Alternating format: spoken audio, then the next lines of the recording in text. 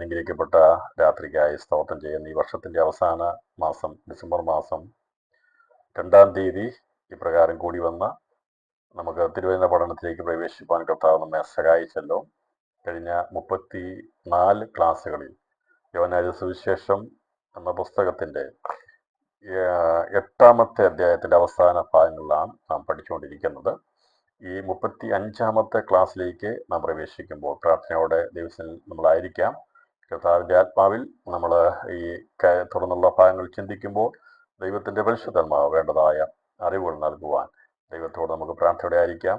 കഴിഞ്ഞ ദിവസം നമ്മൾ ചിന്തിച്ച് നിർത്തിയിരുന്നത് 8-ാം അധ്യായം അതിൻ്റെ 56-ാമത്തെ വാക്യം ആയിരുന്നു. ഇപ്രകാരമാണ് അത് രേഖപ്പെടുത്തിയിരിക്കുന്നത്: നിങ്ങളുടെ പിതാവായ അബ്രഹാം എൻ്റെ ദിവസം കാണും എന്നുള്ളത് കൊണ്ട് ഉല്ലസിച്ചു, അവൻ കണ്ടു സന്തോഷിച്ചുമിരിക്കുന്നെന്ന് ഉത്തരം പറഞ്ഞു. കർത്താവിനെ കണ്ട് സന്തോഷിച്ചുമിരിക്കുന്നു എന്ന് കർത്താവോട് പറയുമ്പോൾ അത് ഏതർത്ഥത്തിലാകുന്നു അല്ലെങ്കിൽ എങ്ങനെയാകുന്നു എന്നുള്ളതിനെ കുറിച്ച് ആണ് നമ്മൾ ഈ ദിവസം ചിന്തിച്ചുകൊണ്ടിരിക്കുന്നത്. ഇതേക്കുറിച്ച് വ്യക്തമായൊരു കാഴ്ചപ്പാട് നമുക്ക് ഇതിനു മുമ്പുള്ള ഭാഗങ്ങളൊക്കെ പഠിക്കുമ്പോഴൊന്നും വ്യക്തമായി ലഭിക്കാൻ സാധിച്ചിട്ടില്ല. എന്നാൽ ഇവിടെ രേഖപ്പെടുത്തിയിരിക്കുന്ന വചനം എന്തർത്ഥത്തിലാണ് കർത്താവ് ഇപ്രകാരം പറഞ്ഞത് എന്നുള്ളത് നാം ചിന്തിക്കേണ്ടിയിരിക്കുന്നു. കാരണം യേശുവിനെ കുറിച്ചുള്ള ആത്മാവിൽ ഇവരെ അന്വേഷിച്ചിരുന്നു എന്നുള്ളത് കഴിഞ്ഞ് നമ്മൾ ചിന്തിപ്പാനിടയാത്ത ഒന്ന്. പത്രോസിന്റെ ലേഖനം അതിൻ്റെ 1-ാം അധ്യായം അതിൻ്റെ 10 മുതലുള്ള വാക്യങ്ങൾ വായിച്ചത്: നിങ്ങൾക്ക് വരുവാനിരിക്കുന്ന കൃപയെക്കുറിച്ച് പ്രവചിച്ച പ്രവാചകന്മാർ ഈ രക്ഷയെ അന്വേഷിച്ചിരുന്നു. അവരുള്ള ക്രിസ്തുവിൻ ആത്മാവ് ക്രിസ്തുവിന് വരേണ്ടിയ കഷ്ടങ്ങളെയും പിൻവരുന്ന മഹിമയെയും മുമ്പിൽ കൂട്ടി സാക്ഷീകരിച്ചപ്പോൾ സൂചിപ്പിച്ച സമയം ഏതോ എങ്ങനെയുള്ളതോ എന്ന് പ്രവാചകന്മാർ ആരാഞ്ഞ് നോക്കി തങ്ങൾക്കായിട്ടല്ല നിങ്ങൾക്കായിട്ടത്രേ തങ്ങൾ ആ ശുശ്രൂഷ ചെയ്യുന്നുവെന്ന് അവർക്ക് വെളിപ്പെട്ടു. സ്വർഗത്തിൽ നിന്ന് അയച്ച പരിശുദ്ധാത്മാവിനാൽ നിങ്ങളോട് സുവിശേഷം അറിയിച്ചവർ അത് ഇപ്പോൾ ഞങ്ങളെ ഗ്രഹിപ്പിച്ചിരിക്കുന്നു. അതിലേക്ക് ദൈവദൂതന്മാരും കുനിഞ്ഞു നോക്കുവാൻ ആഗ്രഹിക്കുന്നു എന്നുള്ള വചനമെടുത്ത് നമ്മൾ ചിന്തിച്ചപ്പോൾ പഴയ നിയമ വിശുദ്ധന്മാർ അവർക്ക് നമുക്കറിയാം, ആദ്യ പുസ്തകത്തിൽ തന്നെ യേശു എന്ന രക്ഷകനെ കുറിച്ചുള്ള സ്ത്രീയുടെ സന്തതിയായി വരുന്നവനെ കുറിച്ചുള്ള ആ വാക്തത്വം ദൈവം മാനവരാശി കൊടുത്തിരുന്നു. അതേക്കുറിച്ചുള്ള കാഴ്ചപ്പാടുകൾ ദൈവം തലമുറയായി കൊടുക്കുകയും യേശുക്രിസ്തു ആകുന്ന ദൈവത്തിൻ്റെ വചനമാകുന്ന പുത്രൻ ലോകത്തിൽ വന്ന് മനുഷ്യപാപത്തിന് പരിഹാരം നൽകും, അവരെ വിടിവിക്കും, രക്ഷ നൽകും എന്നുള്ളത് അവർക്കറിയാമായിരുന്നു. ഇതിനു മുമ്പ് ഞാൻ കഴിഞ്ഞ ദിവസം നമ്മൾ ചിന്തിച്ചതുപോലെ സാധനങ്ങളുടെ ബന്ധത്തിൽ ഒരുപാട് രക്ഷ നമ്മൾ കണ്ടിട്ടുണ്ട്. അവർ ചെങ്കടൽ കടന്നതും അതുപോലെ തന്നെ യോർദാൻ കടക്കുന്നതും എരിഹോ മതിൽ വീഴുന്നതും ഒക്കെ രക്ഷയാണ്, അവരെ വിടിവിക്കുന്ന രക്ഷകളാണ്. എന്നാൽ ഇതെല്ലാം അപ്പുറമായി ദൈവത്തിൻ്റെ ആത്മാവിൽ അവർ കാത്തുകൊണ്ടിരുന്നത് മരണത്തിൻ്റെതായിട്ടുള്ള പിടിയിൽ നിന്ന്, പാപത്തിൽ നിന്ന് മോചനം ലഭിച്ച് മനുഷ്യവംശം റിലീസാകുന്ന, അവർ സ്വാതന്ത്ര്യം പ്രാപിക്കുന്നതിനെ കുറിച്ചുള്ളതാണ് വലിയ രക്ഷ. അതേക്കുറിച്ചുള്ള കാഴ്ചപ്പാടാണ് അവർ അന്വേഷിച്ച് കൊണ്ടിരുന്നത്. അപ്പോൾ അവർ അന്വേഷിച്ചപ്പോൾ അത് വെറുതെ ലഭിക്കത്തില്ല, പ്രവചന വാക്കുകളിലൂടെ പറഞ്ഞാൽ അത് ലഭിക്കത്തില്ല, ഏതെങ്കിലും യാഗങ്ങൾ നടത്തിയാൽ അത് നടക്കത്തില്ല. അങ്ങനെ മനുഷ്യനാൽ അത് സാധ്യമല്ലെന്നും അത് സാധ്യമാക്കുവാൻ വേണ്ടി ദൈവം തന്നെ വന്ന കഷ്ടം സഹിച്ച് മരിച്ച് അടക്കപ്പെട്ട് ഉയർത്തെഴുന്നേറ്റ് മനുഷ്യവംശത്തിന് രക്ഷയാകുന്ന സുവിശേഷം അത് നൽകും എന്നുള്ളത് ഈ പ്രവാചകനായിരിക്കുന്ന അബ്രഹാമിന് അറിയാമായിരുന്നു. അതുകൊണ്ടാണ് അബ്രഹാമിനോട് ദൈവം ആദ്യമായി സുവിശേഷം അവനോട് മുൻകൂട്ടി അറിയിച്ചു എന്ന് ഗലാത്യലേഖനത്തിൽ പറഞ്ഞിരിക്കുന്നത്. സകലജാതിയും നിന്നിൽ അനുഗ്രഹിക്കപ്പെടും എന്നുള്ള സുവിശേഷം അവനോട് മുൻകൂട്ടി പറഞ്ഞിരുന്നു. അപ്പോൾ സകല മനുഷ്യരും ആദാം മുഖാന്തരമായി സകല മനുഷ്യരും പാപത്തിൽ അടിമപ്പെടുവാനെടുത്തിരുന്നെങ്കിൽ, പാപത്തിലായി തിരുവാടെടുത്തിരുന്നെങ്കിൽ യേശുക്രിസ്തു മുഖാന്തരമുള്ള അനുഗ്രഹം അത് അബ്രഹാമിന്റെ സന്തതിയിലൂടെ വരുന്ന ക്രിസ്തു മുഖാന്തരമായിരിക്കും എന്നുള്ളതിനെ കുറിച്ചാണ് സുവിശേഷം അബ്രഹാമിനോട് ദൈവം മുൻകൂട്ടി അറിയിച്ചത്. അപ്പോൾ അവനോട് മുൻകൂട്ടി അറിയിച്ചപ്പോൾ ആ അറിവിനനുസരിച്ച് നമുക്കറിയാവുന്ന ഒരു പ്രത്യേക കാര്യം, ദൈവം നമ്മളെ അറിയിച്ചാൽ നമ്മൾ അതേക്കുറിച്ച് ആരാഞ്ഞന്വേഷിക്കണം. കാരണം ദൈവം സംസാരിക്കുന്ന വാക്കുകളും ദൈവം തരുന്ന ദർശനങ്ങളും നിസ്സാരമായി കണക്കാക്കരുത്. ദൈവം തരുന്ന സന്ദേശങ്ങൾ, ദൈവം നമ്മളോട് സംസാരിക്കുന്നത് അതൊരു പ്രത്യേക ഉദ്ദേശത്തിന് വേണ്ടിയാണ്. അത് നമ്മളെ കൊണ്ട് സാധിപ്പിച്ചെടുക്കുക അല്ലെങ്കിൽ നമ്മളിലൂടെ ചെയ്തെടുക്കുവാൻ ദൈവം ആഗ്രഹിക്കുമ്പോഴാണ് ദൈവം ഒരു ദർശനം അല്ലെങ്കിൽ ദൈവം നമ്മളോട് സംസാരിക്കുന്നത്. അത് ഒരിക്കലും നിസ്സാരമായി കണക്കാക്കാതെ ആ ദർശനത്തെ ആരാഞ്ഞന്വേഷിക്കണം. അപ്പോൾ അബ്രഹാം അന്നു മുതൽ ദൈവത്തോട് ആരാഞ്ഞന്വേഷിച്ചു എന്ന് സംഭവിക്കും, എന്നാണ് സംഭവിക്കുന്നത്, എൻ്റെ മകനാകുന്ന ഇസ്ഹാക്കാണോ അതിന് കാരണമായി തീരുന്നത് എന്നൊക്കെ അബ്രഹാം ആരാഞ്ഞന്വേഷിച്ചിരുന്നു. പക്ഷേ ദൈവം പറഞ്ഞു, അല്ല, നിന്റെ മകൻ അബ്രഹാം ഇസ്ഹാക്കല്ല. അവനെ യാഗം കഴിച്ചപ്പോഴും യാഗം കഴിക്കാൻ വേണ്ടി കൊണ്ടുപോകാൻ പറഞ്ഞപ്പോഴും ഒക്കെ ഇതിന്റെ പൊരുൾ എന്താണെന്ന് അവൻ ആരാഞ്ഞന്വേഷിച്ചപ്പോൾ ദൈവം അവന് വെളിപ്പെടുത്തി കൊടുത്തിരുന്നു. എന്നാൽ അത് എന്നാണ് നിലവിൽ വരുന്നത് എന്നുള്ളത്, എന്ന് യേശു എന്ന രക്ഷകൻ ലോകത്തിൽ വരും എന്നുള്ളതിനെ കുറിച്ചുള്ള യഥാർത്ഥമായ കാഴ്ചപ്പാട് അവർക്ക് ലഭിച്ചില്ല. അവർക്കറിയാമായിരുന്നു പഴയ നിയമ കാലഘട്ടത്തിലല്ല, അത് പുതിയൊരു നിയമ കാലഘട്ടത്തിലേക്ക് വരും എന്നുള്ളതിനെ കുറിച്ചുള്ള കാഴ്ചപ്പാട് അവർക്കുണ്ടായിരുന്നത്. അപ്പോൾ പഴയ നിയമ വിശുദ്ധന്മാർക്ക് അറിയത്തില്ലായിരുന്നു. അതുപോലെ സ്വർഗീയ ദൂതന്മാർക്കും ഈ മഹാരക്ഷ എന്നാകുന്നു ലോകത്തിൽ വിളംബരം ചെയ്യുന്നതെന്ന് അവർക്കും അറിയത്തില്ലായിരുന്നു. അവരും കുനിഞ്ഞു നോക്കിക്കൊണ്ടിരിക്കുകയാണ്. അപ്പോൾ ഇതിലേക്ക് അവരും കുനിഞ്ഞു നോക്കും. അവർക്കും ഇതേക്കുറിച്ചുള്ള വ്യക്തമായ കാഴ്ചപ്പാട് ലഭിച്ചിരുന്നില്ല. അപ്പോൾ ദൈവം തന്നെ മനുഷ്യ വംശത്തിന്റെ രക്ഷയ്ക്ക് വേണ്ടി വന്ന് മരിക്കുമെന്നും അവൻ ഉയർത്തപ്പെടുമെന്നുള്ളതൊന്നും ഈ പറയുന്ന ദൂതഗണങ്ങൾക്കും അവർക്കും അതും മനസ്സ് ഗ്രഹിച്ചെടുക്കുവാൻ കഴിഞ്ഞിരുന്നില്ല.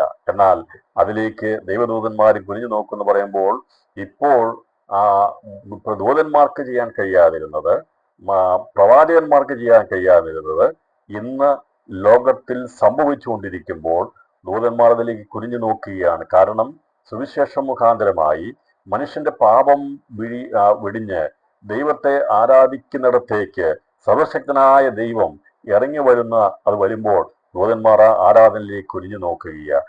പണ്ടുള്ള ശുശ്രൂഷകളിൽ, പണ്ടുള്ള യാഗങ്ങളിൽ ദൈവ സാന്നിധ്യം വന്നപ്പോഴൊന്നും അവിടെയൊന്നും മനുഷ്യർക്ക് പ്രവേശിക്കുവാൻ കഴിയാത്ത വിധത്തിൽ മാറ്റി നിർത്തിയിരിക്കുകയാണെങ്കിൽ ഇപ്പോൾ നമുക്ക് കാണാൻ സാധിക്കുന്നത് 2 or 3 പേർ എൻ്റെ നാമത്തിൽ കൂടുന്നിടത്തൊക്കെയും ഞാൻ അവരുടെ നടുവിലുണ്ടെന്ന് പറയുമ്പോൾ അവരുടെ മധ്യത്തിലേക്ക് ദൈവം ഇറങ്ങി വരുമ്പോൾ സ്വർഗീയ ദൂതന്മാരും ഇറങ്ങി വരികയാണ്. അവർ തന്നെ അമ്പരന്ന് പോവുകയാണ്. എന്താണ് സംഭവിക്കുന്നതിന്റെ പിമ്പിൽ എന്താണ് കാര്യമെന്ന് പറയുമ്പോൾ അവർക്ക് മനസ്സിലായി, ദൂതന്മാർക്ക് മനസ്സിലായി, പ്രവാചകന്മാർക്ക് അന്ന് മറിഞ്ഞിരുന്ന മർമ്മം ഇപ്പോൾ അവർക്ക് അറിയേണ്ടവർക്ക് അറിയുവാൻ ഇടയാത്തുന്നു. അപ്പോൾ യേശു രക്ഷകന്റെ രക്തം മുഖാന്തരമുള്ള ശുദ്ധീകരണം നടന്നുവെന്നും അത് മുഖാന്തരമായി സ്വർഗീയ ആരാധന ഭൂമിയിൽ നടക്കുന്നു. അതിന് കാരണമായി തീർന്നത് യേശു ക്രിസ്തു മുഖാന്തരമുള്ള ആത്മരക്ഷ പ്രാപിച്ച ദൈവമക്കളുടെ കൂട്ടായ്മയാ. ഇതിലേക്ക് മറ്റുള്ളവർ അവര് നോക്കുന്നത് നമ്മളെ വെറുപ്പോടും വിദ്വേഷത്തും കൂടിയോടെയാണ് നോക്കുന്നെങ്കിൽ സ്വർഗദൂതന്മാർ പോലും കുനിഞ്ഞു നോക്കുന്നതാണ് ദൈവമക്കളുടെ കൂടിവരവുകൾ. അതുകൊണ്ട് ദൈവമക്കൾ കൂടി വരുന്നത് ചെറിയൊരു കാര്യമല്ല, അത് വലിയൊരു കാര്യമാണ്. സ്വർഗത്തെ ചലിപ്പിക്കുന്നതാണ്.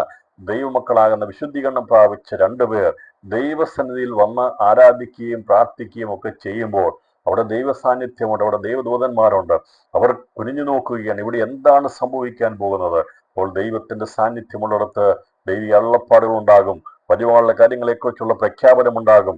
അത് വെളിപ്പെട്ട് കിട്ടുന്നതാണ് ദൈവസഭ, ദൈവ മക്കളുടെ കൂടിവരവ്. അതേക്കുറിച്ച് അവിടെ പറയുന്നത് അവർക്ക് മനസ്സിലായില്ല, സൂചിപ്പിച്ച സമയം ഏതാണെന്ന് മനസ്സിലായില്ല. പക്ഷെ എന്നാൽ ആ സമയം ഏതാണെന്നുള്ളത് അബ്രഹാമിന് മീതിയുള്ള പാതാളത്തിരുന്നപ്പോൾ അവന് മനസ്സിലായി. അവൻ എങ്ങനെയാ മനസ്സിലാക്കിയെന്ന് ചോദിച്ചാൽ നമുക്കിവിടെ കാണാൻ സാധിക്കുന്നത്, ഇപ്പോൾ യേശുക്രിസ്തു ലോകത്തിൽ വന്നപ്പോൾ 3.5 വർഷത്തെ ശുശ്രൂഷയുടെ ബന്ധത്തിൽ അന്നേരം ഉള്ള ഒരു കൂട്ടം ആൾക്കാർക്ക് യേശുവിനെ ജഡപരമായിട്ടുള്ള ബന്ധത്തിൽ കാണുവാൻ സാധിച്ചു. അവർ കണ്ടത് യേശുവിനെ ജഡത്തിൽ കാണുവാനും അങ്ങനെ 70 രീതിയിലുള്ള യേശുവിനെ കാഴ്ചയെക്കുറിച്ച് വെളിപ്പാടത്തിൽ അതേക്കുറിച്ച് അതേക്കുറിച്ച് പഠിപ്പിച്ചിട്ടുണ്ട്, അതേക്കുറിച്ച് രേഖപ്പെടുത്തി യോഹന്നാൻ കണ്ടത് എന്താണെന്നുള്ളത്. എന്നാൽ നമുക്കാർക്കും യേശുവിനെ ജഡത്തിൽ കാണാൻ സാധിച്ചില്ല. എന്നാൽ അതുകൊണ്ടാണ് പറയുന്നത്, അവനെ നിങ്ങൾ കണ്ടിട്ടില്ലെങ്കിലും സ്നേഹിക്കുന്നു, ഇപ്പോൾ കാണാതെ വിശ്വസിച്ചും കൊണ്ട് നിങ്ങളുടെ വിശ്വാസം അന്ധമായ ആത്മരക്ഷ പ്രാപിക്കുകയും പറഞ്ഞില്ലാത്ത മഹിമയുള്ളതുമായ സന്തോഷത്തോടെ ആനന്ദിക്കുകയും ചെയ്യുന്നു. അപ്പോൾ ഈ ചുരുക്കമായിട്ടുള്ള ചില ആൾക്കാർ 3.5 വർഷത്തെ ആ യേശുക്രിസ്തുവിന്റെ പരസ്യ ശുശ്രൂഷ സമയത്തുണ്ടായിരുന്ന ഒരു കൂട്ടം ആൾക്കാർ മാത്രമേ യേശുവിനെ ദർശിച്ചുള്ളൂ. എന്നാൽ അതിന് മുമ്പുണ്ടായിരുന്ന പിതാക്കന്മാരായിരുന്ന പ്രവാചകന്മാർ യേശുവിനെ കണ്ടില്ല. പക്ഷെ അവരും വിശ്വാസത്തിൽ മരിച്ച് അവർ നീതികരണം അതിൻ്റെതായ പൂർണ്ണതയിൽ പ്രാപിക്കാതെ അവർ മീതിയുള്ള പാതാളത്തിൽ അവർ അവിടെ ബദ്ധന്മാരായിരുന്നു. അവരവിടെ കാത്തിരിക്കുകയായിരുന്നു. യേശു വരും, ഞങ്ങളെ വിടിവിക്കുമെന്നുള്ള ശുഭപ്രതീക്ഷയോടും പ്രത്യാശയോടും കൂടി അവിടെ കാത്തിരിക്കുകയായിരുന്നു. അവർക്ക് വിടുതലുണ്ടായത് യേശു അവിടെ ഇറങ്ങിച്ചെന്നപ്പോഴാണ്. അവരെ വിടുവിച്ച് അവരെ കൊണ്ട് അവരെയും കൊണ്ട് കർത്താവ് കരയേറി പോകുവാൻ ഇടയായി തീർന്നെന്നുള്ളത് എഫേസ്യ ലേഖനത്തിൽ പറഞ്ഞിട്ടുണ്ട്. അപ്പോൾ അങ്ങനെ യേശുവിന് മുമ്പുള്ള ആൾക്കാർ വിശ്വാസത്തോടെ അവർ കാത്തിരുന്നത് അവർക്ക് ഈ പാതാളത്തിന്റെ മീതെയുള്ള പാതാളത്തിൽ നിന്ന് അവരെ മാറ്റി അവരെ പർദീസിലേക്ക് അല്ലെങ്കിൽ ദൈവം ഒരുക്കിയിരിക്കുന്ന വിശുദ്ധന്മാർക്ക് ഒരുക്കിയിരിക്കുന്ന നിലയിലേക്ക് അവർക്ക് പ്രവേശിക്കപ്പെടുവാനുള്ള കാത്തിരിപ്പ് അവർ നടത്തിയിരുന്നു. അബ്രഹാം മുതലുള്ള എല്ലാവരും അത് കാത്തിരിക്കുകയായിരുന്നു. അപ്പോൾ പുതിയ നിയമ വിശ്വാസത്തെ കുറിച്ച് നമ്മൾ പഠിക്കുമ്പോൾ ഈ ആദിമ നൂറ്റാണ്ടിൽ ഉണ്ടായിരുന്ന ആ ഒരു സഭയിലുള്ള ആൾക്കാർക്ക് മാത്രമേ യേശുവിനെ നേരിൽ കണ്ടുള്ള കാര്യങ്ങൾ മനസ്സിലാകത്തു. എന്നാൽ അതിനുശേഷം നമ്മൾ ഇന്ന് വിശ്വസിക്കുന്ന എങ്ങനെയാണെന്ന് ചോദിച്ചാൽ പറയുന്നത് അവനെ നിങ്ങൾ കണ്ടിട്ടില്ലെങ്കിലും സ്നേഹിക്കുന്നു.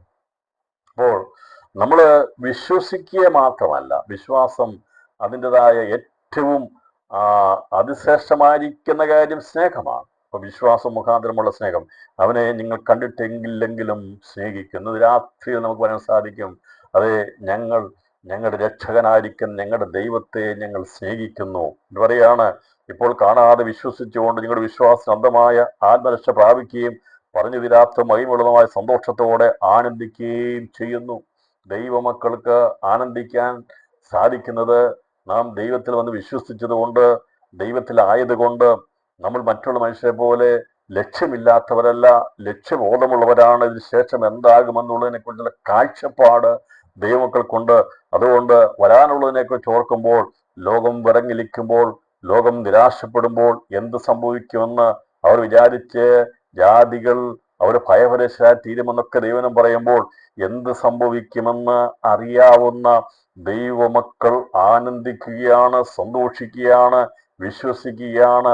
യേശുവിനെ സ്നേഹിച്ച മുഖാന്തരമായി നമ്മുടെ കർത്താവ് നമ്മെ അവനോടുകൂടെ ചേർക്കുമെന്നുള്ള ആ വലിയ പ്രത്യാശയിൽ നമ്മൾ എന്ത് ചെയ്തു? ആത്മരക്ഷ പ്രാപിച്ച് പറഞ്ഞു തീരാത്തതും മഹിമയുള്ളതുമായ സന്തോഷത്തോടെ ആനന്ദിക്കുകയും ചെയ്യുന്ന ഒരു കൂട്ടം ഈ ലോകത്തിൽ ഇന്നും ജീവനോടിരിക്കുന്നുണ്ട്. അവരാണ് യഥാർത്ഥമായ ദൈവമക്കൾ. രാത്രിയിലും വേദനയും ഭാരവും പ്രയാസവും ദുഃഖവും നിരാശകളൊക്കെ സംബന്ധമായ വിഷയത്തോടെ നമ്മുടെ ജീവിതത്തിലുണ്ട്. നമുക്ക് പ്രാർത്ഥിച്ച് ലഭിക്കാത്ത വിഷയം ഞാൻ പറഞ്ഞു, അതൊക്കെ ഈ ഭൗമിക ജീവിതത്തോട് അതെല്ലാം മണ്ണോട് തീരാനുള്ളതേ ഉള്ളൂ, ഭൂമിയുള്ളത് തീരാനേ ഉള്ളൂ. എന്നാൽ നമ്മുടെ അകത്ത് പറഞ്ഞു തീരാത്തതായിരിക്കുന്ന മഹിമയുള്ളതായ ഒരു സന്തോഷമുണ്ട്. ആ സന്തോഷം പുതുജീവന്റെ സന്തോഷമാണ്. അത് ഈ ലോകത്തിന്റെ സന്തോഷമല്ല. അതുകൊണ്ട് കഥ പറഞ്ഞത്, ഞാൻ എൻ്റെ സന്തോഷം നിങ്ങൾക്ക് തരുന്നു, അത് ലോകം തരുന്നത് പോലെയല്ല. ലോകം തരുന്ന സന്തോഷം ഈ ലോകത്തിന്റെ ഭൗമിക ജീവിതത്തിന് വേണ്ടിയുള്ള സന്തോഷമാണ് ലോകം തരുന്നത്. എന്നാൽ കഥ പറഞ്ഞു, അത് ഇവിടം കൊണ്ട് അസ്തമിച്ചു. ഇവിടെ ഏതെല്ലാം രീതിയിൽ മനുഷ്യൻ സന്തോഷിച്ചാലും അതെല്ലാം മണ്ണുകൊണ്ട് അടിഞ്ഞു പോകുമ്പോൾ അതിനപ്പുറമായിട്ടുള്ള ഒരു ആത്മരക്ഷ പ്രാപിച്ച ദൈവമക്കളുടെ അകത്ത് ഒരു ജീവന്റെ സന്തോഷമുണ്ട്. ആ ജീവന്റെ സന്തോഷം പകർന്നതിനെ കുറിച്ച് നമുക്ക് കാണാൻ സാധിക്കുന്നത് പഴയ വിശുദ്ധന്മാർക്ക് അതിന്റെ വിശ്വാസമുണ്ടായിരുന്നു. പുതിയ നിയമത്തിൽ നമുക്ക് ആ വലിയ ആത്മരക്ഷ പ്രാപിച്ച സന്തോഷമുള്ളവർ കാത്തിരുന്നു. അതുകൊണ്ടാണ് പറയുന്നത്, നേടിയ പ്രവാചകന്മാരും രാജാക്കന്മാരും കാത്തിരുന്നിട്ടും അവർക്ക് കാണുവാൻ, അവർക്ക് കേൾക്കുവാൻ കഴിഞ്ഞില്ല. നിങ്ങളുടെ കണ്ണ് കാണുന്നുകൊണ്ട് നിങ്ങളുടെ ചെവി കേൾക്കുന്നുകൊണ്ട് ഭാഗ്യമുള്ളവരെന്ന് യേശു ശിഷ്യന്മാരെ നോക്കി പറഞ്ഞു. അവർ പറഞ്ഞു, അനേക പ്രവാചകന്മാർ രാജാക്കന്മാർ കാത്തിരുന്നു, ദാവീദ് കാത്തിരുന്നു, ശലോമോൻ കാത്തിരുന്നു, അനവധി യേശുവിനെ കാത്തിരുന്ന പ്രവാചകന്മാരുണ്ടായിരുന്ന അബ്രഹാമുള്ള നിരവധി പ്രവാചകന്മാർ അവർ കാത്തിരുന്നു. അങ്ങനെ കാത്തിരുന്നവരിൽ അനേകർക്കത് കാണാൻ കഴിയാതെ പോയപ്പോൾ അവരുടെ സമയത്തത് വെളിപ്പെട്ടില്ല. അവർക്ക് മനസ്സിലായി, ഞങ്ങളുടെ സമയത്തല്ല, എന്നാൽ അതിൻ്റെ ഒരു സമയം വെച്ചിട്ടുണ്ടെന്നുള്ളത് അവരാരാഞ്ഞന്വേഷിച്ച് മനസ്സിലാക്കിയാണ് അവർ ലോകത്തു നിന്നും മാറ്റപ്പെട്ടത്. അവർക്ക് ആ സന്തോഷം ഉണ്ടായിരുന്നു. യേശു വന്ന് ഞങ്ങളെ ഇപ്പോഴായിരിക്കുന്ന പാതാളത്തിന്റെ അവസ്ഥയിൽ നിന്ന് വിടുവിക്കുമെന്നുള്ളതായ പ്രത്യാശയോടെ അവർ കണ്ണടച്ചത്. ദൈവമക്കളാകുന്ന നമുക്കിപ്പോൾ ഉള്ളത്, നമുക്കറിയാം, നാം മരിച്ചു കഴിഞ്ഞാൽ പാതാളത്തിലേക്ക് പോകത്തില്ല. നാം പോകുന്നത് ദൈവകൃപയാൽ പരദീസയിലേക്കായിരിക്കും. മരിച്ചാൽ പോകുന്നതല്ല. കർത്താവ് വരികയാണെങ്കിൽ മരണം നമ്മളെ കണ്ണടയ്ക്കുന്നതിന് മുമ്പായി നാം രൂപാന്തരപ്പെടുവാനിടയായി തരും. നമ്മുടെ കണ്ണുകൾ തിരുമിയടയ്ക്കേണ്ട ആവശ്യം വരത്തില്ല. മറ്റാരുടെയും കരങ്ങൾ ഉപയോഗിക്കപ്പെടേണ്ട ആവശ്യമില്ല. ദൈവമക്കൾ പ്രതീക്ഷിക്കുകയും പ്രത്യാശിക്കുകയും ചെയ്യുന്നത്, കർത്താവ് ഇപ്പോൾ വരികയാണെങ്കിൽ ഇവിടുന്ന് ഒരു കൂട്ടം ജനം, അതേ, മരിച്ചുപോയവർ അക്ഷയരായി ഉയർത്തെഴുന്നേൽക്കുമ്പോൾ ജീവനോടി ശേഷിക്കുന്ന ദൈവമക്കൾ മരണം കാണാതെ രൂപാന്തരപ്പെടും. അതുകൊണ്ട് നമ്മുടെ ശരീരത്തെ നാം പറയണത് ദൈവം വസിക്കുന്ന മന്ദിരമാ, ഇതിവിടെ ഭൂമിയിൽ ചേരാനുള്ളതല്ല. ഏത് നിമിഷത്തിൽ യേശു വന്നാലും രൂപാന്തരപ്പെടുന്ന ശരീരമാണ് എൻ്റേത്. ഞാൻ അതുകൊണ്ട് ദൈവത്തെ മഹത്വപ്പെടുത്തുക, ശരീരം കൊണ്ട് നമുക്ക് ദൈവത്തെ മഹത്വപ്പെടുത്തുവാനുള്ള വലിയൊരു ആത്മ സന്തോഷം നമ്മുടെ ജീവിതത്തിൽ നൽകിയിരിക്കുന്നു. അതുകൊണ്ട് ദൈവാത്മാവ് നൽകിയ സന്തോഷം പൊതുജീവന്റെ സന്തോഷമാണ്. ആ സന്തോഷമാണ് ഇവിടെ പറഞ്ഞിരിക്കുന്നത്, പറഞ്ഞു തീരാത്തതും മഹിമയുള്ളതുമായ സന്തോഷത്തോടെ ആനന്ദിക്കുന്നു. അപ്പോൾ ദൈവമക്കൾക്ക് ആനന്ദമുണ്ട്, സന്തോഷമുണ്ട്. വരിഞ്ഞു മുറുക്കിയിരിക്കുന്ന അനുഭവങ്ങൾ വിട്ടുമാറി രാത്രി രക്ഷയുടെ സന്തോഷത്തിൽ ആനന്ദിക്കുവാൻ ദൈവാത്മാവ് നമ്മോട് ആഹ്വാനം ചെയ്യുമ്പോൾ അകത്തെ സന്തോഷവും ആനന്ദവും ഉണ്ടെങ്കിൽ നിന്നെ കെട്ടിയിരിക്കുന്ന ഏത് പാതാളത്തിന്റെ അല്ലെങ്കിൽ ഏത് തടവറയുടെ ശക്തികളാണെങ്കിലും അതിനെ ഇളക്കി മറിക്കുവാൻ, ആ ചങ്ങലകൾ അഴിച്ചിടുവാൻ തക്കതായ ആത്മീയ സന്തോഷത്തിന്റെ ശക്തി വ്യാപരിച്ചു കഴിഞ്ഞാൽ ഒരു കാരാഗ്രഹത്തിനും ഒതുക്കി വെക്കാൻ കഴിയത്തില്ല, ഒരു രോഗബന്ധനത്തിനും ഒതുക്കി വെക്കാൻ കഴിയത്തില്ല. ദൈവശക്തി അകത്ത് സന്തോഷമായി വ്യാപരിച്ചു കഴിയുമ്പോൾ പൗലോസും ശീലാസും അവര് ആത്മസന്തോഷത്തിൽ ദൈവർക്ക് കൊടുത്ത സന്തോഷത്തെക്കുറിച്ച് ഓർത്ത് കഷ്ടതയിൽ വേദനയിൽ അകത്ത് ആത്മാവിൽ അവർ സന്തോഷിച്ചപ്പോൾ ആ പറഞ്ഞു തീരാത്ത സന്തോഷം ആനന്ദമായി അവർ വ്യാപരിച്ചപ്പോൾ അവർ ദൈവത്തെ പാടി മഹത്വപ്പെടുത്തിയപ്പോൾ നമുക്ക് കാണാൻ സാധിക്കുന്ന കാലാഗ്രഹം കുലുങ്ങിയെന്ന അവിടുത്തെ ചങ്ങല അഴിഞ്ഞു വീണു. ആണെങ്കിൽ ഇന്നും അത് സംഭവിക്കും. അത് പറഞ്ഞു തീരാത്ത സന്തോഷം. അതുകൊണ്ട് ഈ ദിവസങ്ങളിൽ നാം സന്തോഷത്തോടെ ദൈവത്തിന് സ്തോത്രം ചെയ്യണം. ബൈബിൾ ക്ലാസ്സിൽ പഠിക്കുന്ന എല്ലാ പ്രിയപ്പെട്ടവരും ദൈവത്തിന് സ്തോത്രം ചെയ്യണം. അത് നമ്മുടെ സാഹചര്യങ്ങൾ നോക്കി ഒരിക്കലും നമുക്ക് സന്തോഷിക്കാൻ സാധിക്കത്തില്ല, ദൈവത്തിന് മഹത്വം കരയറ്റാൻ കഴിയത്തില്ല. എന്നാൽ വരാനിരിക്കുന്ന ഭാവി പ്രത്യാശ ഓർത്തുകൊണ്ട് നമുക്ക് ദൈവം ഒരുക്കിയിരിക്കുന്ന ദൈവിക പദ്ധതികളെ ഓർത്തുകൊണ്ട് ഭാവിയെ ഓർത്തുകൊണ്ട് നാം സന്തോഷത്തോടെ ദൈവത്തിന് വേണ്ടി ദൈവസന്നിധിയിൽ ആരാധിക്കുവാൻ കഴിയുമെങ്കിൽ ദിവസങ്ങളിൽ ചങ്ങലകൾ അഴിഞ്ഞു വീഴുമെന്ന് ഞാൻ ആത്മാവിൽ ദൂതറിയിക്കും. ഇവിടെ ഞാൻ പറഞ്ഞു വന്നത്, നമ്മൾ കർത്താവിനെ കണ്ടിട്ടില്ല, അതുപോലെ പഴയ വിശുദ്ധന്മാർ കണ്ടിട്ടില്ല, അവർ കാണാതെ വിശ്വസിച്ചു. അതുപോലെ തന്നെ നാമും കാണാതെ വിശ്വസിക്കുക മാത്രമല്ല അവനെ സ്നേഹിച്ചുകൊണ്ട് ആ സ്നേഹത്തിൽ നാം എത്തിച്ചേരുവാൻ ആഗ്രഹിച്ചുകൊണ്ട് ജീവിക്കുമ്പോൾ ഇവിടെ കർത്താവ് തന്നെ പറഞ്ഞു, ഞാൻ വരുമെന്നുള്ളത് പ്രവാചകന്മാർ കാത്തിരുന്നതാണ്. എന്നാൽ അവർക്കത് കാണാൻ കഴിയാതെ പോയി. എന്നാൽ എൻ്റെ ദിവസം കണ്ട് സന്തോഷിച്ചിരിക്കുന്ന പറഞ്ഞതിൻ്റെ അർത്ഥം, യേശുക്രിസ്തു ഇവിടെ വന്ന് പരസ്യശുശ്രൂഷ ചെയ്തതിനു ശേഷമായി ഇവിടുന്ന് ആത്മാക്കൾ മരണാനന്തരം അബ്രഹാം മടിയിലേക്ക് ചെല്ലാൻ തുടങ്ങി. എന്താണ് അബ്രഹാം കണ്ട് സന്തോഷിച്ചതെന്ന് ഞാൻ പറയാം. അവൻ കണ്ട് സന്തോഷിച്ചതിന്റെ അർത്ഥം, അന്ന് വരെയും ഇല്ലാത്തൊരു അനുഭവത്തിലാണ് ഇവിടുന്ന് ഭൂമിയിൽ നിന്ന് മരിച്ചു പോകുന്ന ആത്മാക്കൾ അബ്രഹാം മടിയിലേക്ക് എത്തിച്ചേരുന്നത്. അവർ ചെന്നും അവനുമായിട്ടിരിക്കുകയല്ല അവിടെ ചെയ്തത്. അവർ ചെന്ന് പറഞ്ഞു എന്താണ് ലോകത്തിൽ ഇപ്പം നടന്നുകൊണ്ടിരിക്കുന്നത്. അതാണ് അവിടെ അബ്രഹാം പറഞ്ഞത്, ദിവസം കണ്ട് സന്തോഷിച്ചുമിരിക്കുന്നു. അപ്പോൾ യേശു ലോകത്തിൽ വന്നുവെന്നും ഞാൻ ഉദാഹരണം പറയാം. അബ്രഹാമിന്റെ മടിയിലിരുന്ന മോശയും അതുപോലെ തന്നെ അബ്രഹാമിന്റെ സാന്നിധ്യത്തിലുണ്ടായിരുന്ന യോഹന്നാനും അവര് ഏലിയാവും, അവർ രണ്ടുപേരും അബ്രഹാമിന്റെ കൂടെ ഉണ്ടായിരുന്നവരാ. എന്നാൽ മറുരൂപമലയിൽ പ്രത്യക്ഷനാകാൻ വേണ്ടി അവര് എവിടുന്ന അബ്രഹാമിന്റെ മടിയിൽ നിന്നാ. അപ്പോൾ ദൈവത്തിന്റെ ആത്മാവ് അവരെ അവിടുന്ന് വെളിയിൽ കൊണ്ടുവന്നപ്പോൾ അബ്രഹാം നിശ്ചയമായിട്ട് അറിഞ്ഞു ഇവരെവിടെയൊക്കെയാ പോകുന്നുള്ളത്, എന്തിനാ പോകുന്നുള്ളത് മനസ്സിലാക്കി.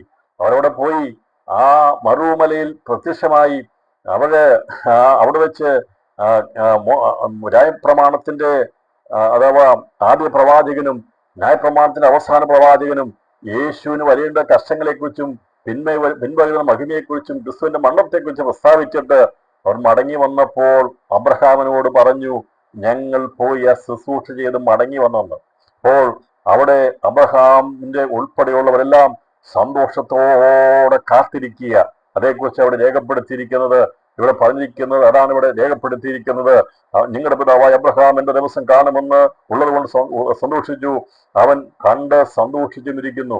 ഓരോ ദിവസം ചെല്ലും തോറും യേശു ക്രിസ്തു മുഖാന്തരമുള്ള വലിയ വലിയ പ്രവൃത്തികൾ നടക്കുന്നു എന്നുള്ളത് ലോകത്തിലുള്ള യഹൂദിന് മനസ്സിലായില്ലെങ്കിൽ, അവർക്ക് മനസ്സിലാക്കാൻ കഴിയാതെ പോയെങ്കിൽ, അവിടെ മീതെയുള്ള പാതാളത്തിൽ അബ്രഹാമിന്റെ മടിയിലും അതുപോലെ അവിടെ ഉണ്ടായിരുന്ന നീതിമാന്മാരുടെയും വിശുദ്ധന്മാരുടെയും ആത്മാക്കൾക്ക് മനസ്സിലായി വലിയൊരു ശുശ്രൂഷ ദൈവപുത്രനായിരിക്കുന്ന യേശു മുഖാന്തരം ലോകത്തിൽ നടന്നുകൊണ്ടിരിക്കുന്നു.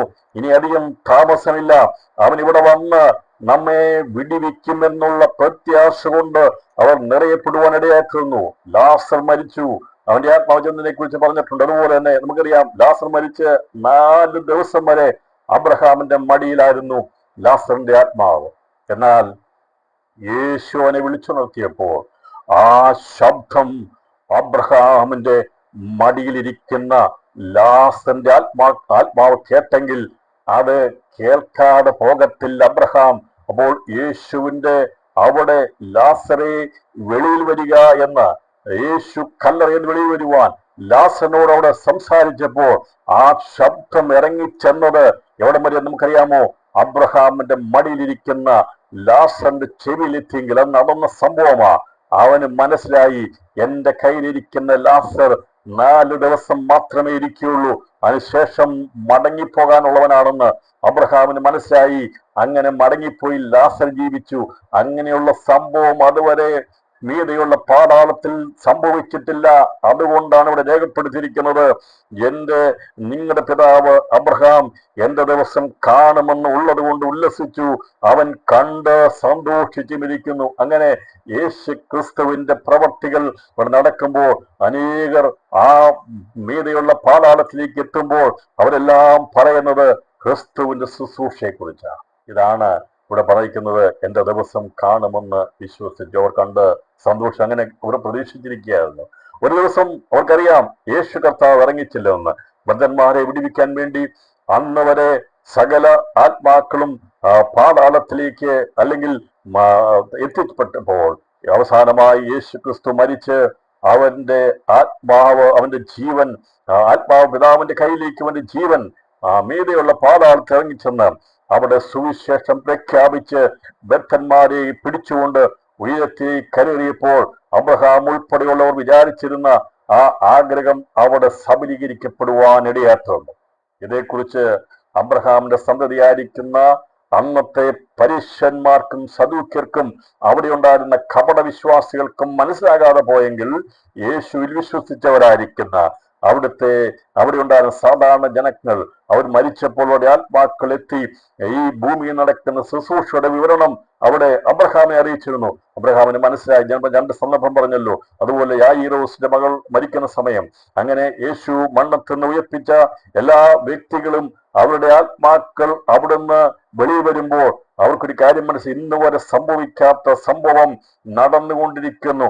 അത് ചെയ്യണമെങ്കിൽ ദൈവപുത്രന് മാത്രമേ കഴിയുകയുള്ളൂ എന്നുള്ളതായ കാഴ്ചപ്പാട് അബ്രഹാമിന് മനസ്സായതുകൊണ്ടാണ് പറഞ്ഞത്, അവൻ കണ്ട് സന്തോഷിച്ചും ഇരിക്കുന്നു. എന്ന് കേൾക്കുന്ന പ്രിയപ്പെട്ടവരെ, കർത്താവ് വെറുതെ പറഞ്ഞതല്ല. എന്നാൽ ഇവര് അബ്രഹാം ഞങ്ങളുടെ പിതാവാണെന്നൊക്കെ പറഞ്ഞ് ഊറ്റം കൊണ്ടവർ പറഞ്ഞപ്പോൾ അബ്രഹാം പാതാളത്തിൽ, മീതെയുള്ള പാതാളത്തിൽ ഓരോ നിമിഷം ചെല്ലുന്തോറും സന്തോഷിച്ചുകൊണ്ടിരിക്കുകയാണെന്നാണ് കർത്താവ് പറഞ്ഞത്. ശരിയാണ്, വാസ്തവമാണ്. അതാണ് വാസ്തവത്തിലൂടെ സംഭവിച്ചത്. ഇതേക്കുറിച്ച് നിങ്ങൾ ഒരുപാട് ഈ വേദവസ്ത്രത്തിന്റെ പഠനങ്ങളെ കുറിച്ചുള്ള ഒരുപാട് പുസ്തകങ്ങളൊക്കെ വായിക്കാൻ സാധിക്കും. ഇങ്ങനെയുള്ള കാര്യങ്ങളൊക്കെ നോക്കാനുള്ള പറ്റുന്ന പല മേഖലകൾ കാണും. പക്ഷെ അതിനകത്തൊക്കെ നോക്കിയാൽ ഇതേക്കുറിച്ച് എങ്ങനെ രേഖപ്പെടുത്താനായിട്ട് ഞാൻ കണ്ടിട്ടില്ല. ഞാനും ചിലതൊക്കെ നോക്കി എന്തായിരിക്കും കാണുമെന്ന്. പക്ഷേ ഞാൻ ദൈവാത്മാവിൽ സത്യം വിളിച്ചു പറയുക, പ്രിയപ്പെട്ടവരെ, ഇത് മറഞ്ഞിരിക്കുന്ന മർമ്മമായിരുന്നു. അത് അനേകർക്ക് വെളിപ്പെടാത്തൊരു കാര്യമാണ്. എന്നാൽ എന്തുകൊണ്ടാണ് അബ്രഹാം സന്തോഷിച്ചെന്ന് പറയുമ്പോൾ അബ്രഹാമിന് യേശു ജനിച്ച ആ സമയം മുതലുള്ള കാര്യങ്ങൾ എങ്ങനെയാ മനസ്സിലായത്? അതേക്കുറിച്ച് ഞാൻ പറയാം. അവിടെ ശിമിയോൻ എന്നൊരു ഭക്തനുണ്ടായിരുന്നു. അവൻ കാത്തിരുന്നത് യേശുവിന് വേണ്ടി. യിസ്രായേൽ രക്ഷകനെ കാണാതെ മരണം കാണുകയില്ല എന്ന് അവൻ പ്രായമായിട്ടും മരിക്കാതിരിക്കുമ്പോൾ യെശയ്യാവിന്റെ പ്രവചനം വായിച്ചപ്പോൾ കന്യകഗർഭിണിയായ ഒരു മകനെ പ്രസവിക്കും, അവൻ ഇമ്മാനുവേൽ എന്നുള്ള പേരിടണമെന്നൊക്കെ പറഞ്ഞ് വായിച്ചപ്പോൾ സംശയം തോന്നി ശിമിയോൻ കാത്തിരുന്നു. ദൈവത്തിനമ്മ പറഞ്ഞു, നീ അവനെ കാണാതെ മരിക്കുകയില്ല എന്ന് പറഞ്ഞു. യേശു ജനിച്ചു കഴിഞ്ഞപ്പോൾ ശിമിയോൻ പറഞ്ഞു, നാഥാ, ഇപ്പോൾ തിരുവചനം പോലെ അടിയനെ സമാധാനത്തിൽ വിട്ടയക്കണമേ എന്ന് പറഞ്ഞ് ശിമിയോൻ മരിക്കുവാനിടയായിരുന്നു. അധികം താമസിയാതെ അവന്റെ ആത്മാവ് ചെന്നപ്പോൾ അബ്രഹാമിനോട് സംസാരിച്ചിട്ടുണ്ട്, ഞാൻ രക്ഷകനായി പിറന്ന യേശുവിനെ കണ്ടുവെന്ന്. ഞാൻ പറഞ്ഞല്ലോ, യേശുവിന്റെ ജനനം മുതൽ അതുപോലെ യേശുവിന്റെ പ്രവൃത്തിയെല്ലാം അവിടെ പാതാളത്തിൽ, മീതെയുള്ള പാതാളത്തിൽ അബ്രഹാം ഉൾപ്പെടെയുള്ള സകല വിശുദ്ധന്മാരും അവർക്ക് കേൾക്കുവാനും അവർക്കത് കാണുവാനും കഴിഞ്ഞപ്പോൾ ക്രിസ്തുവിനെ അവർക്ക് ദർശിപ്പാനിടയായി തീർന്നു. ഇന്ന് രാത്രിയിൽ ഇന്ന് ആത്മാവ് ഞാൻ വിളിച്ചു പറയുന്നത് അവിടെ സന്തോഷമുണ്ടാകുവാനിടയായി തീർന്നു. യേശുവിന്റെ സന്ദേശം അത് സന്തോഷമുളവാക്കുന്നതാ. എന്നാൽ ക്രിസ്തുവിനെ വിശ്വസിക്കാൻ കഴിയാതെ പോയ അന്നത്തെ യഹൂദന്മാരോട് നോക്കി കർത്താവ് പറഞ്ഞു, അവൻ കണ്ട് സന്തോഷിച്ചുമിരിക്കുന്ന ഉത്തരം പറഞ്ഞു. യഹൂദന്മാർ അവനോട്, നിനക്ക് 50 വയസ്സ് ആയിട്ടില്ല, നീ അബ്രഹാമിനെ കണ്ടിട്ടുണ്ടോ എന്ന് ചോദിച്ചു. യേശു അവരോട്, ആമേൻ ആമേൻ, ഞാൻ നിങ്ങളോട് പറയുന്നു, അബ്രഹാം ജനിച്ചതിന് മുമ്പേ ഞാൻ ഉണ്ട് എന്ന് പറഞ്ഞു. കർത്താവ് പറഞ്ഞു, അബ്രഹാം എന്നെ കണ്ട് സന്തോഷിക്കുക. നമുക്ക് പഴയ നിയമത്തിൽ നിരവധി കാര്യങ്ങൾ കാണാൻ സാധിക്കുന്നുണ്ട്. യേശുവിനെ പ്രതികരിച്ച മൽക്കിസദേക്ക്, അതുപോലെ തന്നെ അബ്രഹാമിന്റെ കൂടാരത്തിൽ ചെന്ന 3 ദൂതന്മാർ, ഇവരൊക്കെയും കർത്താവിനെ പ്രതികരിച്ചാണ്. അതുപോലെ അബ്രഹാമിന്റെ മകനായിരിക്കുന്ന ഇസ്ഹാക്കിന്റെ യാഗം, ഇതെല്ലാം കൃഷ്ണനോട് പ്രതികരിച്ചാകുമ്പോൾ അവനെ കുറിച്ച് ദർശനം കിട്ടിയിരുന്നു. എന്നാൽ അവന്റെ ആത്മാവ് സന്തോഷിച്ചത്, അവൻ മനസ്സിലാക്കിയത് അവനും അവിടെ ഇരിക്കുന്നവർക്കും വിടുതലുണ്ടാകാൻ പോകുന്നു, അവരിവിടുന്ന് ഉദ്ധരിക്കാൻ വേണ്ടി രക്ഷകനായിരിക്കുന്ന യേശു വരുന്നുള്ളത്. ഞാൻ പറഞ്ഞല്ലോ, ഷെമിയോൻ ഉൾപ്പെടെയുള്ള ഹന്നായി ഉൾപ്പെടെയുള്ള അനേകർ മരിച്ചു ചെല്ലുമ്പോൾ അവരോടെ പോയി മൗനതയായിട്ടിരിക്കുകയല്ല, അവരോടെ പോയി സംസാരിക്കുക ചെയ്തത്. ലൂക്കോസിന്റെ ലേഖന സുവിശേഷം വായിച്ചതുപോലെ ധനവാൻ ലാസർ മരിച്ചു കഴിഞ്ഞപ്പോൾ ധനവാൻ കിടന്ന് വിലപിക്കുന്ന കരയുന്ന ഭാഗം യാതനാ സ്ഥലത്തുണ്ടായെങ്കിൽ മീതെയുള്ള പാതാളത്തിൽ അബ്രഹാമിന്റെ മടിയിൽ, അബ്രഹാമിന്റെ സ്ഥലത്ത് ക്രിസ്തു ഭൂമിയിൽ തന്റെ ജനിച്ചത് മുതൽ അവന്റെ പ്രവൃത്തി തുടങ്ങുന്ന ഓരോ നിമിഷങ്ങൾ മുൻപോട്ട് പോകും തോറും 33.5 വർഷവും മീതെയുള്ള പാതാളത്തിൽ വലിയ ആകാംക്ഷയായിരുന്നു, വലിയ പ്രത്യാശയായിരുന്നു.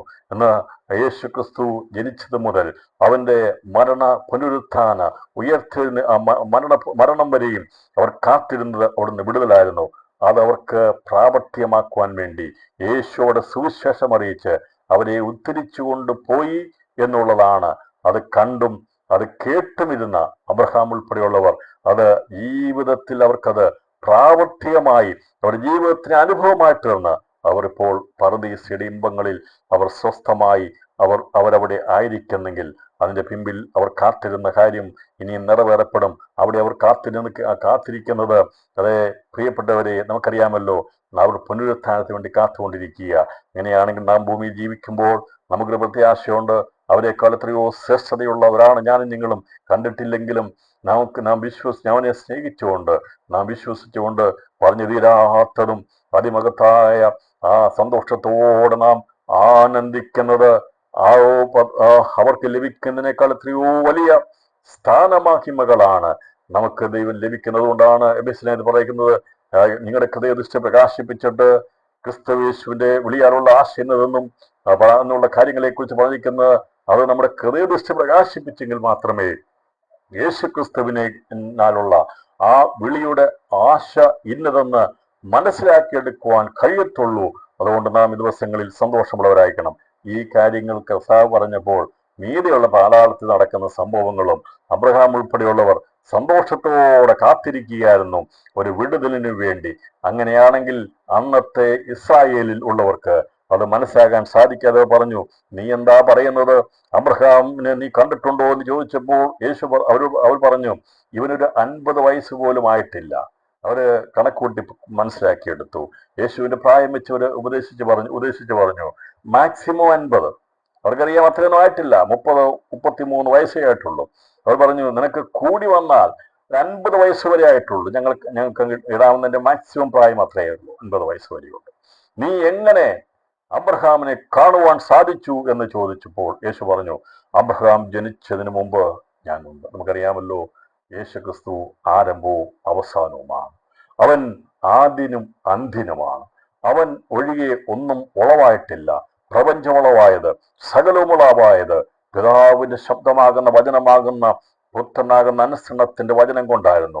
ആ വചനമാകുന്ന ശക്തിയാണ് സകലത്തെയും സൃഷ്ടിച്ചതെങ്കിൽ കർത്താവ് പറഞ്ഞു, എന്നെ കൂടാതെ അബ്രഹാം ജനിച്ചിട്ടില്ല. അത് കർത്താവ് അവിടെ പറഞ്ഞില്ല, അവൻ ജനിക്കുന്നു ഞാൻ ഉണ്ടെന്ന് പറഞ്ഞപ്പോൾ അതിന്റെ അർത്ഥം ഇവരോട് അത്രയും പറഞ്ഞാൽ അത് മനസ്സിലാകത്തില്ലെങ്കിൽ കർത്താവ് പറയുക, ഇവനെ ജനിപ്പിച്ചത് ഞാനാണെന്ന് പറഞ്ഞാൽ അവർക്കത് അപ്പോൾ അംഗീകരിക്കാൻ കഴിയാത്ത പറഞ്ഞത് അവൻ ജനിക്കുന്നു ഞാൻ ഉണ്ടെന്ന് പറഞ്ഞാൽ നമുക്കാണ് സാധിക്കുന്നത്. പ്രപഞ്ചത്തെ സൃഷ്ടിച്ച, സകലത്തെ വചനം കൊണ്ട് സൃഷ്ടിച്ച, അതിനുശേഷമായി മനുഷ്യനെ സൃഷ്ടിക്കുവാൻ വേണ്ടി ദൈവിക തൃത്വം ഭൂമിയിൽ പ്രത്യക്ഷപ്പെട്ടപ്പോൾ അതിൻ്റെ അകത്ത് യേശു ക്രിസ്തു ഉണ്ടായിരുന്നു. അവനും കൂടിയാണ് ആദത്തെ സൃഷ്ടിച്ചതെങ്കിൽ അബ്രഹാം ജനിക്കുന്നതിന് മുമ്പ് യേശു ഉണ്ടായിരുന്നു. അവൻ സകലത്തിന്റെയും ഉടയവനാണ്, സകലത്തിന്റെ ആരംഭമാണ്, സകലത്തിന്റെയും അനാദിയായും എന്നേക്കും ദൈവമാണ്. അവൻ മാറ്റമില്ലാത്തവനാണ്. പിതാവാം ദൈവത്തിന്റെ ശബ്ദമായതുകൊണ്ട്, വചനമായതുകൊണ്ട് അവൻ എന്നേക്കുമുള്ള ദൈവമാണ്. അതാണ് പറഞ്ഞത്, അബ്രഹാം ജനിക്കുന്നതിന് മുമ്പ് ഞാനുണ്ട് എന്ന് പറഞ്ഞു. അപ്പോൾ അവർ അവനെ എറിയുവാൻ കല്ലെടുത്തു. യേശുവോ മറഞ്ഞ് ദൈവാലയം വിട്ടുപോയി. ഇവർ കല്ലുകൾ ഇട്ട് താഴെ പോയി. ആദ്യം നമ്മൾ കണ്ടത് 8-ാം അധ്യായം കണ്ടത് ഈ കല്ലെറിയാൻ വേണ്ടി കല്ലുമായിട്ട് വന്ന ഒരു കൂട്ടം ആൾക്കാരെ കണ്ടു. അവിടെ കർത്താവ് പാവനിയായ സ്ത്രീയെ വ്യഭിചാരത്തിൽ പിടിച്ച, കർമ്മത്തിൽ പിടിച്ചവളെ കല്ലെറിഞ്ഞ് കൊല്ലാമെന്നുള്ള ആഗ്രഹത്തോടെ കടന്നു വന്നതാണ്. എന്നാൽ പണ്ടാര സ്ഥലത്ത് നിന്ന് പ്രസംഗിക്കുന്ന യേശുവിൻ്റെ അടുത്ത് ആ സ്ത്രീകളുടെ ഭാഗത്ത് അവളെ ഒരു കോണിൽ കൊണ്ടുവന്ന് നിർത്തി. യേശു മുഖാന്തരമായിട്ടുള്ള ന്യായവിധി എന്തായിരിക്കുമെന്ന് കാത്തിരിക്കാൻ വേണ്ടി കാത്തിരുന്നു. അപ്പോൾ യേശു പറഞ്ഞു, നിങ്ങളിൽ പാവമില്ലാത്തവൻ ഒന്നാമത് അവളെ കല്ലെറിട്ടത് പറഞ്ഞപ്പോൾ അതിനു മുമ്പ് യേശു പഠിപ്പിച്ച വാക്കുകളും വചനങ്ങളും എല്ലാം അവളെ ചിന്താമണ്ഡലത്തിലൂടെ ഓടിപ്പോവാടെ എത്തുന്നു. ഹൃദയം കൊണ്ട് കണ്ണുകൊണ്ട് സ്ത്രീയെ നോക്കുന്നവെല്ലാം ഹൃദയം കൊണ്ട് വിചാരം ചെയ്തു പോയെന്നുള്ള കാര്യങ്ങളൊക്കെ യേശു അതിനു മുമ്പ് അവൾ പ്രസംഗിച്ചിട്ടുണ്ട്.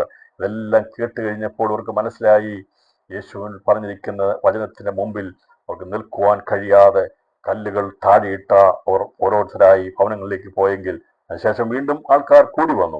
യേശു അവിടെ സംസാരിച്ചുകൊണ്ടിരുന്നു. ഭണ്ഡാര സ്ഥലത്ത് കർത്താവ് സംസാരിച്ചുകൊണ്ടിരുന്നു. ആ പോയവർക്ക് പകരമായി മറ്റാൾക്കാർ വരുവാൻ ഇടയാറ്റ് തന്നു. എന്നാൽ അവരിട്ടിട്ട് പോയ കല്ലുകൾ അവിടെ കിടപ്പുണ്ടായിരുന്നു. ആ കല്ലുകൾ അവർ എടുത്തത്, വീണ്ടും എടുത്തത് പാപത്തിന് മോചനം കൊടുക്കുന്ന യേശുവിനെ കല്ലെറിയുവാൻ വേണ്ടി, കല്ലെറിഞ്ഞു കൊല്ലുവാൻ വേണ്ടി. അന്നത്തെ പാരമ്പര്യവാദികൾ കല്ലെടുത്തെങ്കിൽ യേശു അവിടുന്ന് ദൈവത്തിന്റെ ആലയം വിട്ട് യേശു എന്ത് ചെയ്തു? മറഞ്ഞ് ദൈവാലയം വിട്ടുപോകുവാൻ ഇടയാറ്റ് തന്നു. യേശു അങ്ങനെ കല്ലേറ് കൊണ്ട് മരിക്കാനല്ല കർത്താവ് വന്നത്. യഹൂദന്മാരുടെ കല്ലേറ് കൊണ്ട് മരിക്കാനല്ല. അന്നത്തെ പ്രമാണം പോലും മാറ്റി എഴുതിയത്. അന്ന് യഹൂദന്റെ പ്രമാണപ്രകാരമാണ് കല്ലെറിഞ്ഞു കൊല്ലുക ചെയ്യുന്നത്. എന്നാൽ അവിടെ റോമൻ ഗവൺമെന്റിന്റെ ക്രൂശീകരണത്തിന്റെ കുറ്റവാളികളെ ക്രൂശീകരിക്കണമെന്ന നിയമം തന്നെ അന്ന് വരുവാൻ കാരണമാറ്റുന്നത് യേശു ക്രൂശിക്കപ്പെടണം. അവൻ ആകാശത്തിനും ഭൂമിക്കും മധ്യേ 3 ആണികളിൽ തൂക്കപ്പെടണം. അവൻ സർപ്പത്തെ